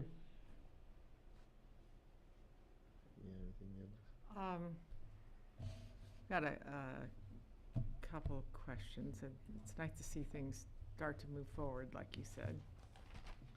But we've got a lot of stuff tonight, including this soon to happen sports court is, if it's prioritized above everything else. And I think I would be uncomfortable approving anything tonight without giving the neighbors in that area enough time to actually catch up to what we got presented to us tonight. And so I would be hesitant to vote on anything tonight for that reason. And then I also want to revisit the height of the multipurpose building and the elementary school building, specifically the elementary school building, because it's the highest one. It's 39 feet where 33 feet is allowed. It seems like, you know, maybe you could embed the lowest floor or something. It seems like we're talking about 6 feet. They should be able to get there, especially when it's just a big project that hasn't broke ground yet. You know, I'd like to see an effort to try to get within the code requirement, both those. And so, and one other question. The all I've seen is a box, sort of, with vague window lines for the proposed elementary school. And I read verbiage about it being, you know, just plaster and windows, so maybe that's all it is. But will the actual building come to the Planning Commission for architectural review? Yes, it will. Okay. That's it. My turn? Well, I still have a lot of issues on the sound. But before I go to that, let me talk about the school, because I actually think the school plan is really good. I disagree on the height on the 39 feet, because my initial thought there was that we should try to push it down, and the part that's three stories and 39 feet could be stepped. But then when I looked at the campus and how big it is, I think that size is not going to stick out as a problem. And I also think it's going to help attenuate the sound travel from the villa especially, but also from the sports courts over to Michelinda. So I don't really have a problem with the height there. I think the way they've designed it to save the big fig tree is really good. You know, I think if we didn't have the sound issues, this would be a pretty easy approval. But I do think we have the sound issues, and I'm cognizant of the applicant's point that we've already approved the CUP for events, and so we can't really address event issues. But I will say that noise is noise, and attenuation and mitigation measures are going to help with school noise as well as event noise, as well as any other kind of random noise. And so I think it's a little bit artificial to separate those and pretend that they don't go together. I also think that it would be great if we could approve a plan that works, especially in the long run, so we don't get into enforcement issues and have fights at quarterly meetings with neighbors and say, why is it still too noisy and whatnot. So I think that we've talked about a couple of tweaks to condition 8 to define lower and upper school, which we should do. But I'm still having problems with condition 10 on sound attenuation. I think that the lower sports court is, as Bob said, a great step in the right direction, and I appreciate that. But I do think we need some other sound dampening mitigation measures. And you know, I'm not an expert here, so if the experts tell me rubberized asphalt is not the way to go, I trust that. So I don't know if it's additional vegetation around the perimeter of the school or what, but it seems like there should be more mitigation that can be done hopefully sooner and at an inexpensive price, because you know, the school building is going to take a long time, and I understand that, and I don't think there's a way we can magically wish it into being. But I wish there was a way we could craft this condition of approval number 10 that would give more flexibility towards addressing these issues and ability, and, you know, whether we continue this and work on it, or whether we delegate some of this to staff, I'm not sure what's the right way to do it, but I'd like to have more ability in this condition to attenuate sound.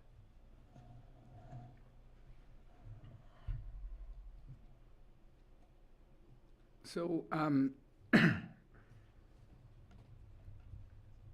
I think I will also echo Commissioner Spear's comment that if there were no other sound challenges here, there would be nobody in this auditorium opposed.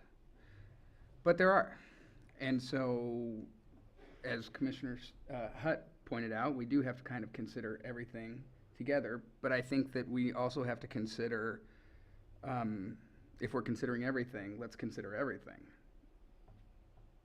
Any building that is done here is going to be at the cost of another building or another sound prevention measure. I've heard frustrations from fellow commissioners that this gym got approved 10 years ago. The noise would be gone if that had been built, never got built. So if we continue to put hurdles in the way of getting these built because of fundraising, that I think we have an even smaller chance of the real long-term solution happening. That's my personal concern. If we insist on walls getting built, even if these are the costs that they gave us got cut in half, that's 3 sports courts, that's a wing of the building. And even when we start looking at that, do you prioritize moving the noise inside by having the gym, or do you prioritize building the school that's going to block even more noise from going everywhere? Every single thing here is a trade-off. Yep.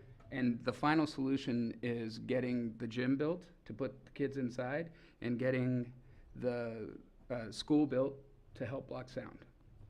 And until both of those are done, this is going to continue to be a problem. And so my only challenge with the attenuation matters and really pushing hard for hundreds of thousands of dollars of that are taking away from what the final solution is that are going to give these neighbors more peace. And so that's what I juggle on the attenuation side.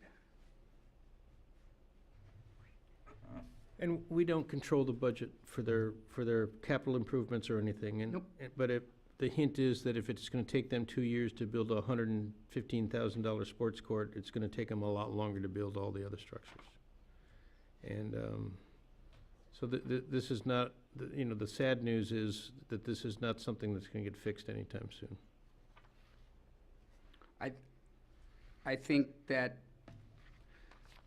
what the commission has put forth already and is in effect for noise at the villa will do more to cure the overall noise problem than anything related to this school design. I think that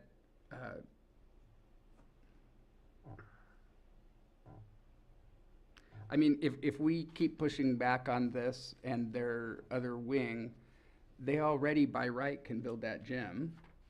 And so it just reverts to the existing plan, right? If we don't adopt this. Is that right, Mr. City Attorney? Yes, that would be true. So we would basically be saying no to a bigger part of the final solution. But I think that time is the enemy of this plan. Yeah, I think one of the things that we've heard from the applicant that I think rings true is that you can't really fundraise if you don't have an approval. So I think that, thinking about how we craft the conditions of approval makes sense, but approving conditions of approval on the whole plan is what allows them to do fundraising. And I don't know that if we continued it to try to figure out better ways to attenuate, I really think we're not very good at figuring out ways to attenuate sound. None of us are expert on this, right? We look at land use stuff. We do a lot of stuff that is in our wheelhouse, and I think this is outside. And I think that to the extent that there is mitigation that could be done, staff could probably do that a lot more effectively than we could. And that might give the applicant the finality of an approval so they could start fundraising. And that's part of the problem, that we've ventured off into this sound issue that is in many ways outside of our purview. I mean, we got stuck with the Villa CUP, and we made a good faith effort, and we learned a lot about sound. And now what's ironic is they want to build a whole school, and all we're talking about is sound. So, we're stuck.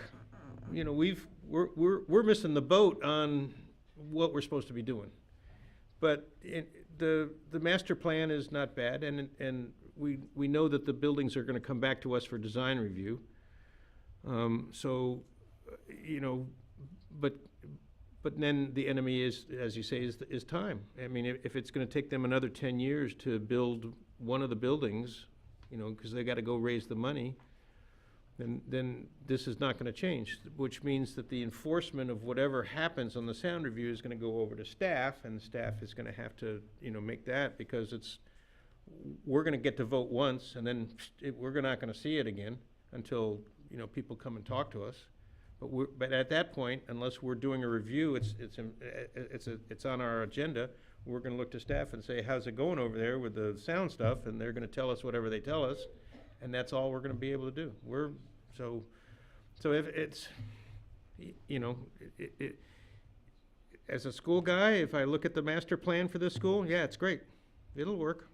They could do it, and it'll help a lot with the problems that they're having with the community. When can they do it? Yep. Luckily, if it's in 10 years, you and Commissioner Hudd will both be back on. I may still be on.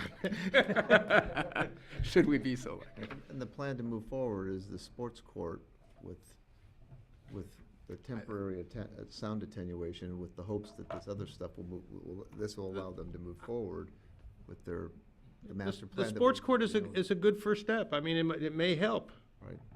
At least it moves the sound of the once again, we're back on sound. We didn't even look at what the court is. We just looked at, hey, will it help the sound? So we're stuck on sound. Yeah, and I think that this particular aspect of Alverno as a whole does not have as much to do with sound as other parts. And so I think, more inclined to get the approval that they need to start fundraising so that we can get the final building done that will do more to help sound at this facility than anything else. Yeah, I agree.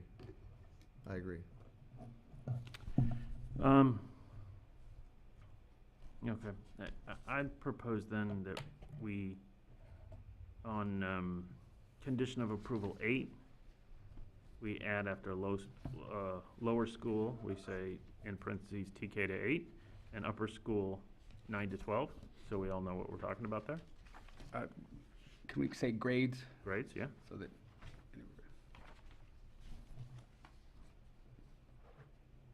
Always welcome an improvement. And then on condition 10, we use the proposed condition of approval that the applicant has provided, and we appended another sentence that says, consult with city staff regarding other sound dampening measures, including additional vegetation. But don't list walls, because I think walls is a dead end. If you're going to build a 10-foot wall, which doesn't meet city code because it's too high and it's going to cost a ton of money, that's not going to do us anything. But I think maybe some additional vegetation might be helpful. And then I think the other thing is, in a year or somewhat less than a year, we're going to have another meeting on this with regard to the sound from the event CUP, and we'll get the data on how that's working. And I think that, again, we're not talking about that sound tonight, but sound dampening and mitigation measures will prevent all sorts of different kinds of sound. So I think it's something that, especially if you can find cheap ways to do it, it's behooves the applicant to look into those.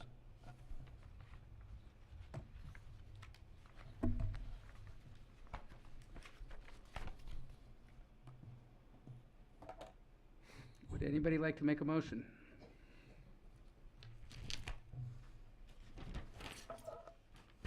I'll move that we approve a conditional use permit, 2119, addendum to the mitigated negative declaration with the proposed changes as stated. Do we have a second? I'll second it. All those in favor? Aye. Aye. I abstain, but for reasons I stated earlier. I'm not ready to decide, so. All right, so motion carries 4-0-1.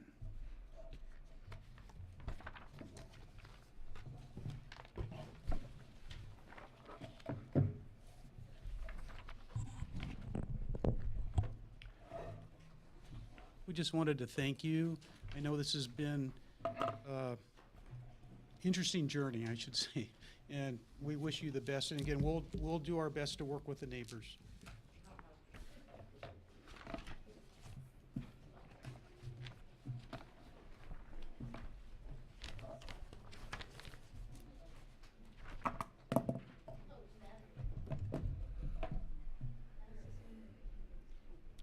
Next up, we have an overview of the Mills Act contracts. Yes, at the request of Chair, we had put this on the agenda at our previous meeting, but we decided since we only had 3 people here, we would allow for further discussion and information. And Associate Planner Wolf will be giving that presentation. So just as a brief overview of how Mills Act contracts are reviewed, they're first received between the months of April 1st and August 31st. They're then processed between September 1st and January 31st. Processing includes applications being reviewed for completeness by staff and preparation of a staff report to the City Council. Following that period, February 1st through April 30th, documents are formalized, which means City Council would sign the contracts before notary public, and then have the provide the applicant with direction to record that contract with the LA County Assessor's Office. Properties are reassessed on January 1st of the following year, which those documents are formalized, and then they'll see those tax benefits in that following year.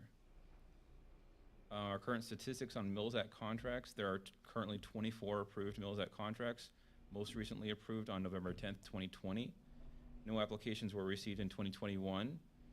3 applications were received in 2022. All require historical landmark designation to be considered by a planning commission prior to the review of the contract by City Council. We also brought up several points from the November 17th meeting, which were related and brought up during the historic landmark hearing. The first, that landmark designation expressly does not apply to building interiors and thus limits what a Mills Act contract may cover. The section regulating this has not been updated since 1997. Sierra Madre is among the strictest, that comment was brought up that Sierra Madre is among the strictest with regard to historic designation in Mills Act contracts, Glendale being a close second, but permitting interiors as part of a designation if the building is open to the public. Pasadena is an example city that includes some interior work to be included in Mills Act contracts despite the building being open to public. There was a point of caution brought up if Sierra Madre does consider including interiors, is that it could retroactively affect all existing Mills Act participants.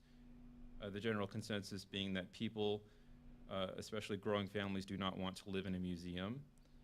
There may be some interest in protecting historical integrity of interiors where appropriate and on a case-by-case basis. And that concludes my points for discussion, and I open up to Planning Commission to continue that discussion. Can I ask a question? On page 89, there's a calculation of the tax for Mills Act. And it's the division of the net operating income divided by the capitalization rate. And I got a calculator, so I can do that, but a lot of that is based on some numbers above that have to do with proposed rental income, you know, like on this one property that we have. And who came up with that? I mean, is there an explanation as to the capitalization rate? Because, I mean, what if you don't rent the property? I mean, some of these numbers go away. Is there an alternative mechanism to determine the tax benefit? So at one point, we utilized the Los Angeles County, or City of Los Angeles formula that gets reported to the LA County Assessor's Office. But it's really the LA County Assessor's Office who's going to determine what that tax savings is. The line item regarding the rental income, that is apparently one of the ways the county is able to determine how that tax savings could be allocated based on some valuation. Yeah. Okay. It's just interesting. It's almost. I can also tell you from personal experience. Yes, I want to hear from Bob on this, because that after a certain point, the Mills Act is not very financially as financially attractive as Prop 13. Yeah, that's what My Prop 13 break has exceeded the Mills Act. If they took the Mills Act away from my house tomorrow, it would cost me nothing. But it's really about new owners, right? Yeah. Yeah, that's really where the benefit is. I agree. So, but I mean, what was interesting is today we looked at a house that has a phenomenal interior. I mean, almost a world-class element, and it would be nice to preserve that. But you know, when I first started this in the 86, 87. The logic to us was this is something that the town can, the Mills Act protected things that the town would appreciate. We'd drive by a nice building, and it's an old building, and they kept it up, and you know, there was a reward for doing that because it made the town look better, and it was something that the rest of the community could enjoy. And one of the things we saw today is that we have a building that I didn't know was there, and everybody I know about knows about history of Sierra Madre didn't know it was there. And no one's ever seen it, which is one of the reasons why we went up to look at it, because really, as a building, okay, so we went to see it. So part of me was like, well, the building and the occupants certainly deserve the benefits of the Mills Act, but the community is going to take a haircut on that, and how does that enrich the public in terms of what they see? And you know, that's a discussion for the city council. But you know, the idea that we have a way that people who buy an old house can help preserve it for the benefit of the community, and the community will take a little less in taxes in exchange for that, I think is absolutely wonderful, and it's a great program. So you know, whether you want to extend that on the interior, I don't know. I was kind of strategic when I did mine because I did all my restoration first, and then my contract says I have to maintain it, so that's okay, I can do that. The contract we looked at today, they have a lot more benchmarks, so it's, you know, however you want to do that. But you know, I think the Mills Act is an important element of keeping the historical structures safe, and you know, make sure that somebody doesn't decide, well, you know, I'll just get rid of it, or I'll, you know, plaster over it, or whatever they're doing. So it does help the community. I mean, there are a lot of buildings in town that receive the benefit, and we get to enjoy those buildings. Yeah, I think there's also, you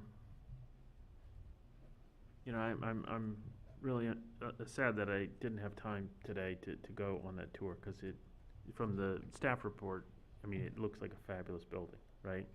And I think there is some public value to saving the interior.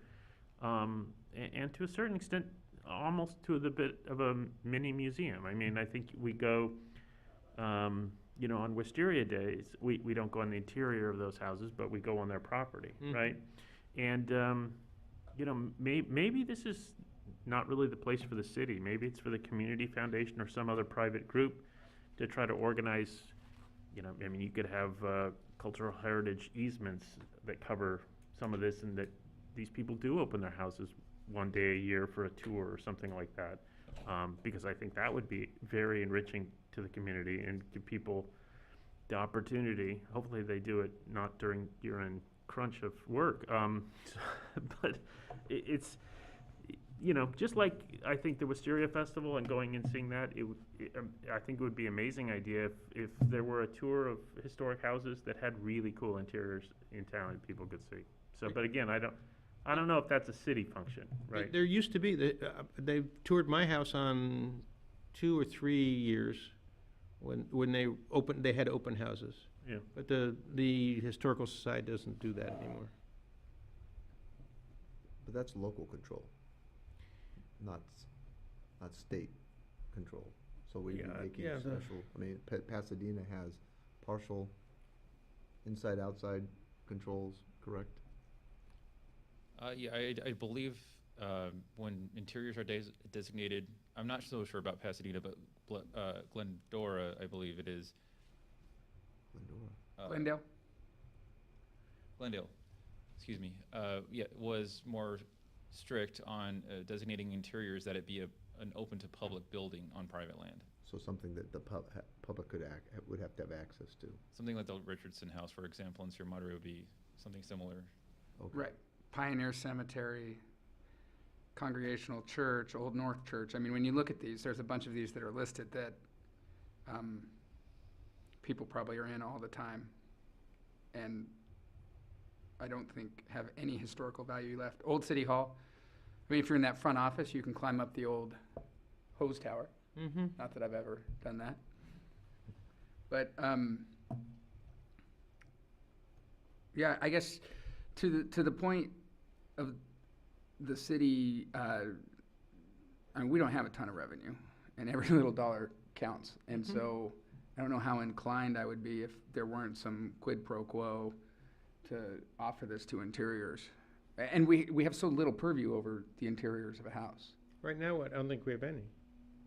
So, and maybe the question to staff would be, is that can a Mills Act contract be sculpted to either include some interior or not? I mean, the people that they initially came to us and they seemed to be okay with having part of the interior, you know, listed in the Mills Act, but it doesn't have to be, can it be à la carte, you know, where the contract is sculpted for the building and the public accessibility of that building? Because, I mean, the Old North Church, I mean, they could easily modify the inside of that and we would lose whatever is there, but, you know, because it's you know, there are some buildings where we would like them to at least save what little is left of the history. But right now, we can only talk about the outside. Certainly, if that was the directive of the city council, I think we'd have to kind of weigh the sentiment of the recipients of Mills Act contracts. As we heard today, this afternoon, from the property that we just approved, there was a sentiment, yes, they would like to, you know, have something secured or saved, but also would not want to have people walking through the house. Right. Yep. The Mills Act contract is a unique scenario because oftentimes the city is imposing conditions that aren't necessarily desired or wanted by the applicant. But in the Mills Act contract context, the applicant is putting this forward and the applicant wants to propose so that future homeowners couldn't have some kind of limitation on that property. I think at the last meeting it was proposed that they could themselves impose a covenant on the property to bind future property owners. But to your question, Commissioner, I don't see, if it was voluntary on both sides, I don't see why the city couldn't establish a condition like that. Yeah, It's just not something that can be imposed without their right. consent. And, but the enforcement mechanism would be, It would be, again, same situation. We would only find out if there was some kind of code enforcement action via a complaint from a resident. Or there's an annual report you'd give, and you just would specify that nothing, you had done no modifications to the interior that you've. so it's very voluntary. So if that But then you'd slide, be for instance, defrauding on taxes. so if that slide, for instance, broke, and the neighbors were in there, and they said, I was ever at their house, and came to the city, that slide's broken, they haven't fixed it and replaced it. That would be the kind of, I But- mean, that's something that could happen, because you get some kids in that house. But I'll say if the city did find out, the city could force the homeowner to restore it back to its original condition, which would be even much more expensive than fines or anything else the homeowner would face. So they would do it at their own peril. Yeah, right, I mean, Yeah, that, But to your point, you are risking a whole lot of people to buy your house if you impose a covenant on it and, that is binding past your ownership. yeah, I mean, I think this is all, sounds really cool, but it doesn't seem like this is the place for the city to go. And there, you know, if the Sierra Madre, historic groups don't want to do this, there are other groups. And Pasadena Heritage is a lot more organized and whatnot, and they could perhaps expand to look at really cool houses in Sierra Madre as well. And that to me seems like a much better way to deal with this. And if people want to, you're still talking fundamentally a voluntary kind of concept. I have a question, is the Mills Act for life? When once it's done, you can't undo it? You can. How long's the term on the Mills Act contract? 10 years. It's Is it 10 years? with That's what automatic renewals. With automatic renewals? Yes. So if you miss that 10-year automatic renewal period, is there a window? Because I've had a contract before, it's like you gotta get out in January 1st to January 30th, or you're stuck with another, long term. Is it that restricted? Is it annual renewals after the 10-year, or is it? What we heard from the assessor's office is it's annually, it automatically annually renews. Okay. Our ordinance that we recently changed, we had a limit of 10 years. So we're not enforcing that. And as But- part of our general cleanup, we can correct that. But we could potentially pull the plug on a Mills Act after 10 years. We cannot. Oh, The applicant can pull out. Mhm. why would, the applicant, because they don't want to maintain? Or the city, if we find that they're not submitting an annual report, or there's clear evidence of neglect, then we could certainly bring that forward and revoke that Mills Act. Okay. And the applicant might be incentivized because it lowers our property value or something. Makes it difficult to sell. What percentage are we in compliance with Mills Act reporting currently? Currently, all but one have submitted their compliance reports, and all that have submitted are compliant. Sit down. I will, no. Actually, I annoyed them, I gave them a book, so, Why is that so? but, yeah, the current administration has done a phenomenal job with the Mills Act, because when I first got it, I didn't hear it back from anybody for at least 1 or 2 decades.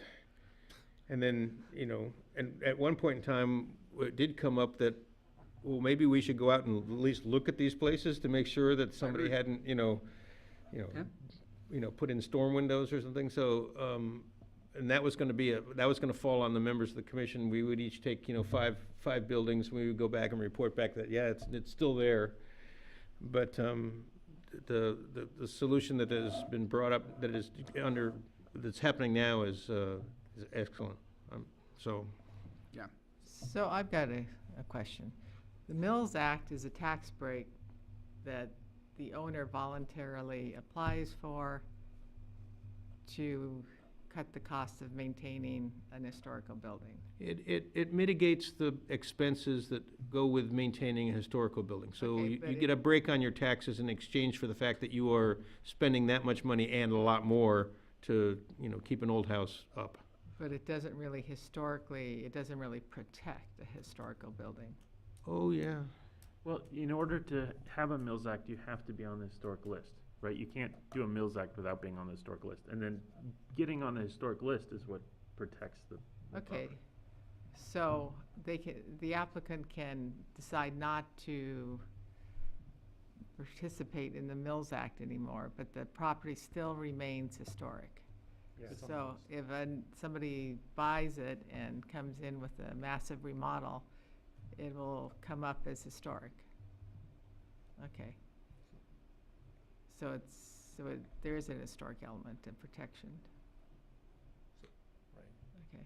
Right, but the certificate of appropriateness that we need to approve for any remodel just covers the outside, right?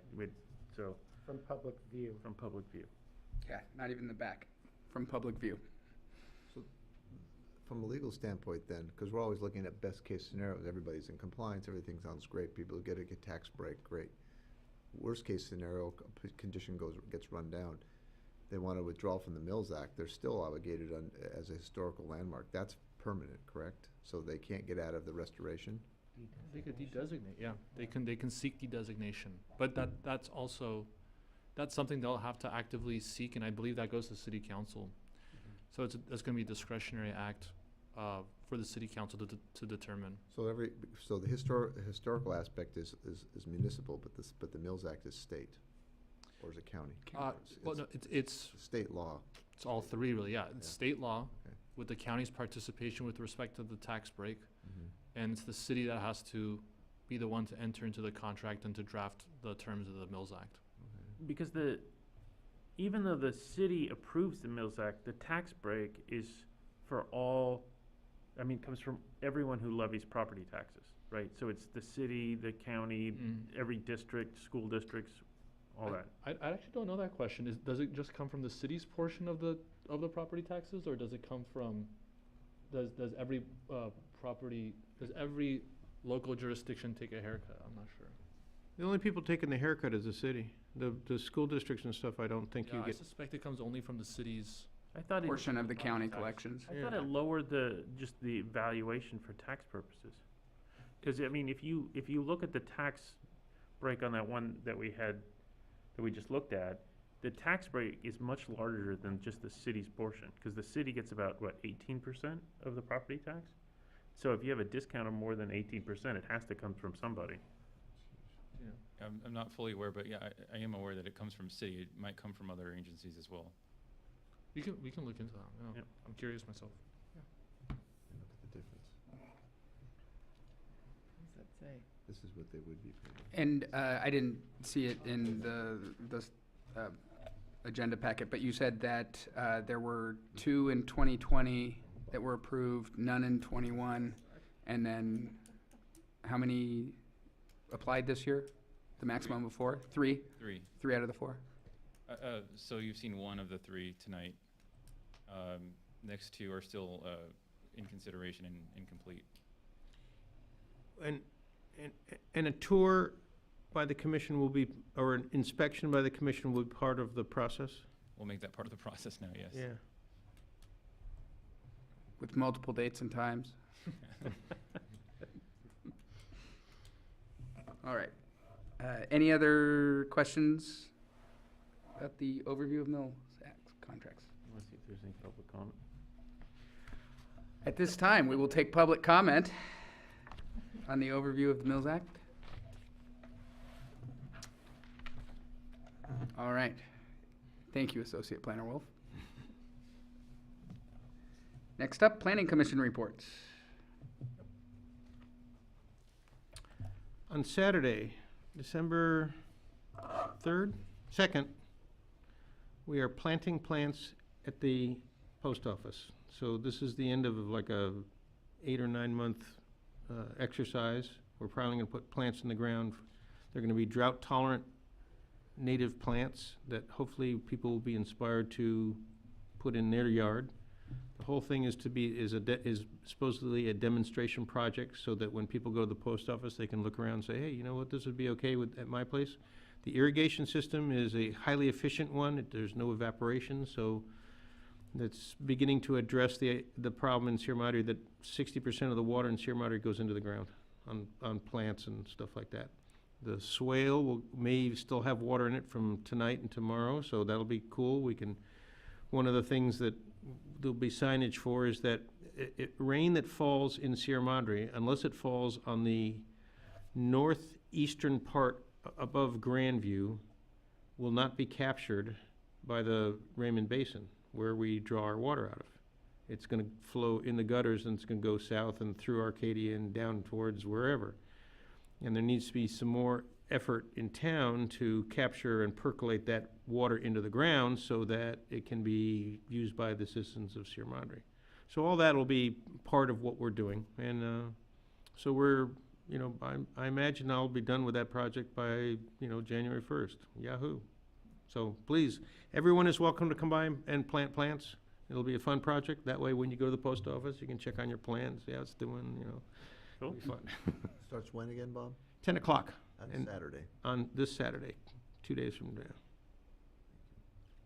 But the game should be over, the World Cup game should be over by then. Just. US Just. Netherlands. All right, next, Planning and Community Preservation Department reports. So I do not have any report to provide at this point. Wow. Our January 19th, we might have an item when we come back from the holidays that might be placed on that agenda, but we'll see what happens. And I just wanted to thank the commission for all your diligent efforts throughout this year. And if everybody have a happy holiday and New Year. Wow. Thank you. Thank you. One other thing, Ted, I believe this is Commissioner Spears' last meeting, is that correct? Is it really? Aw. Is it? May not be, I don't know. Don't flash excitement like that in Whoa. front of him. Well, I'll just Do we have to wait at home for the big reveal. Do we have to But vote? based on yours, I'm okay with that. I did find out today that we do have 3 applications. Perfect. Oh, enough to fill out 7 seats. Yeah, we'll go back to 7. One of the, I knew that took even less time than I had on it. I took the over and I lost. One of the applicants did come and speak with me and ask me questions about the commission and what's involved in it. And I said there's a year-long learning curve and that it'll get easier in your 3rd or 4th term. Just ask a couple of the people sitting up here. Greater than half. That's right. One thing I did want to ask for, I looked at on the Alverno Heights Academy website, and I was unable to find the November 5th activity report for sound monitoring. And I seem to recall that there was a reasonable timeline, or commercially reasonable. We put some language in there around that. So Staff is still working with the event monitor, the company.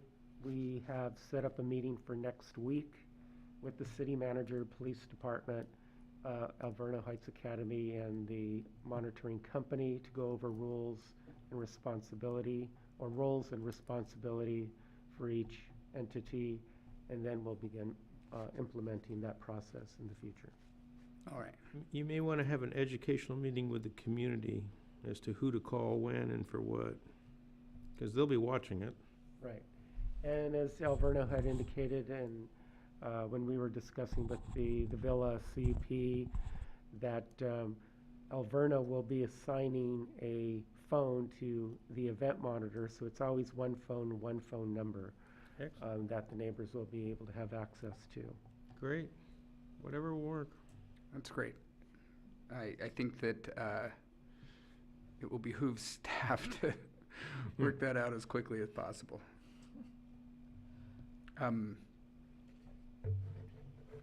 And if it is, in point of fact, your last day here at the dais, thank you for staying on this extra time and helping us get through all these matters and for, Happy to do it. how many terms now have you been a planning commissioner? I don't know.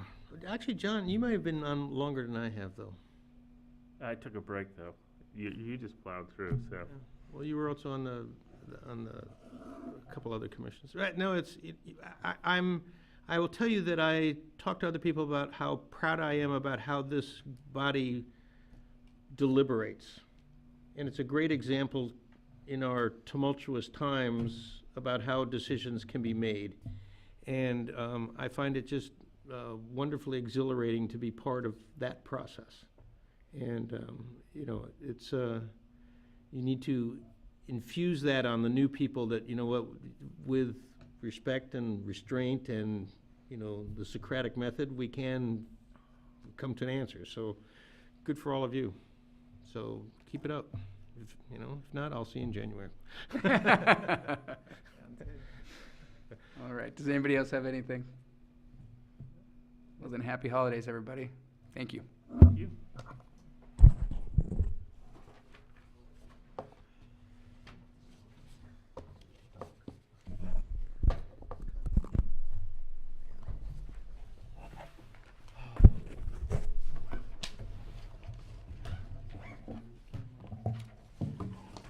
My wife calls and tells me, I can hear you. She did not. That'll be great. I think it was Tom, right? What? You wouldn't miss it?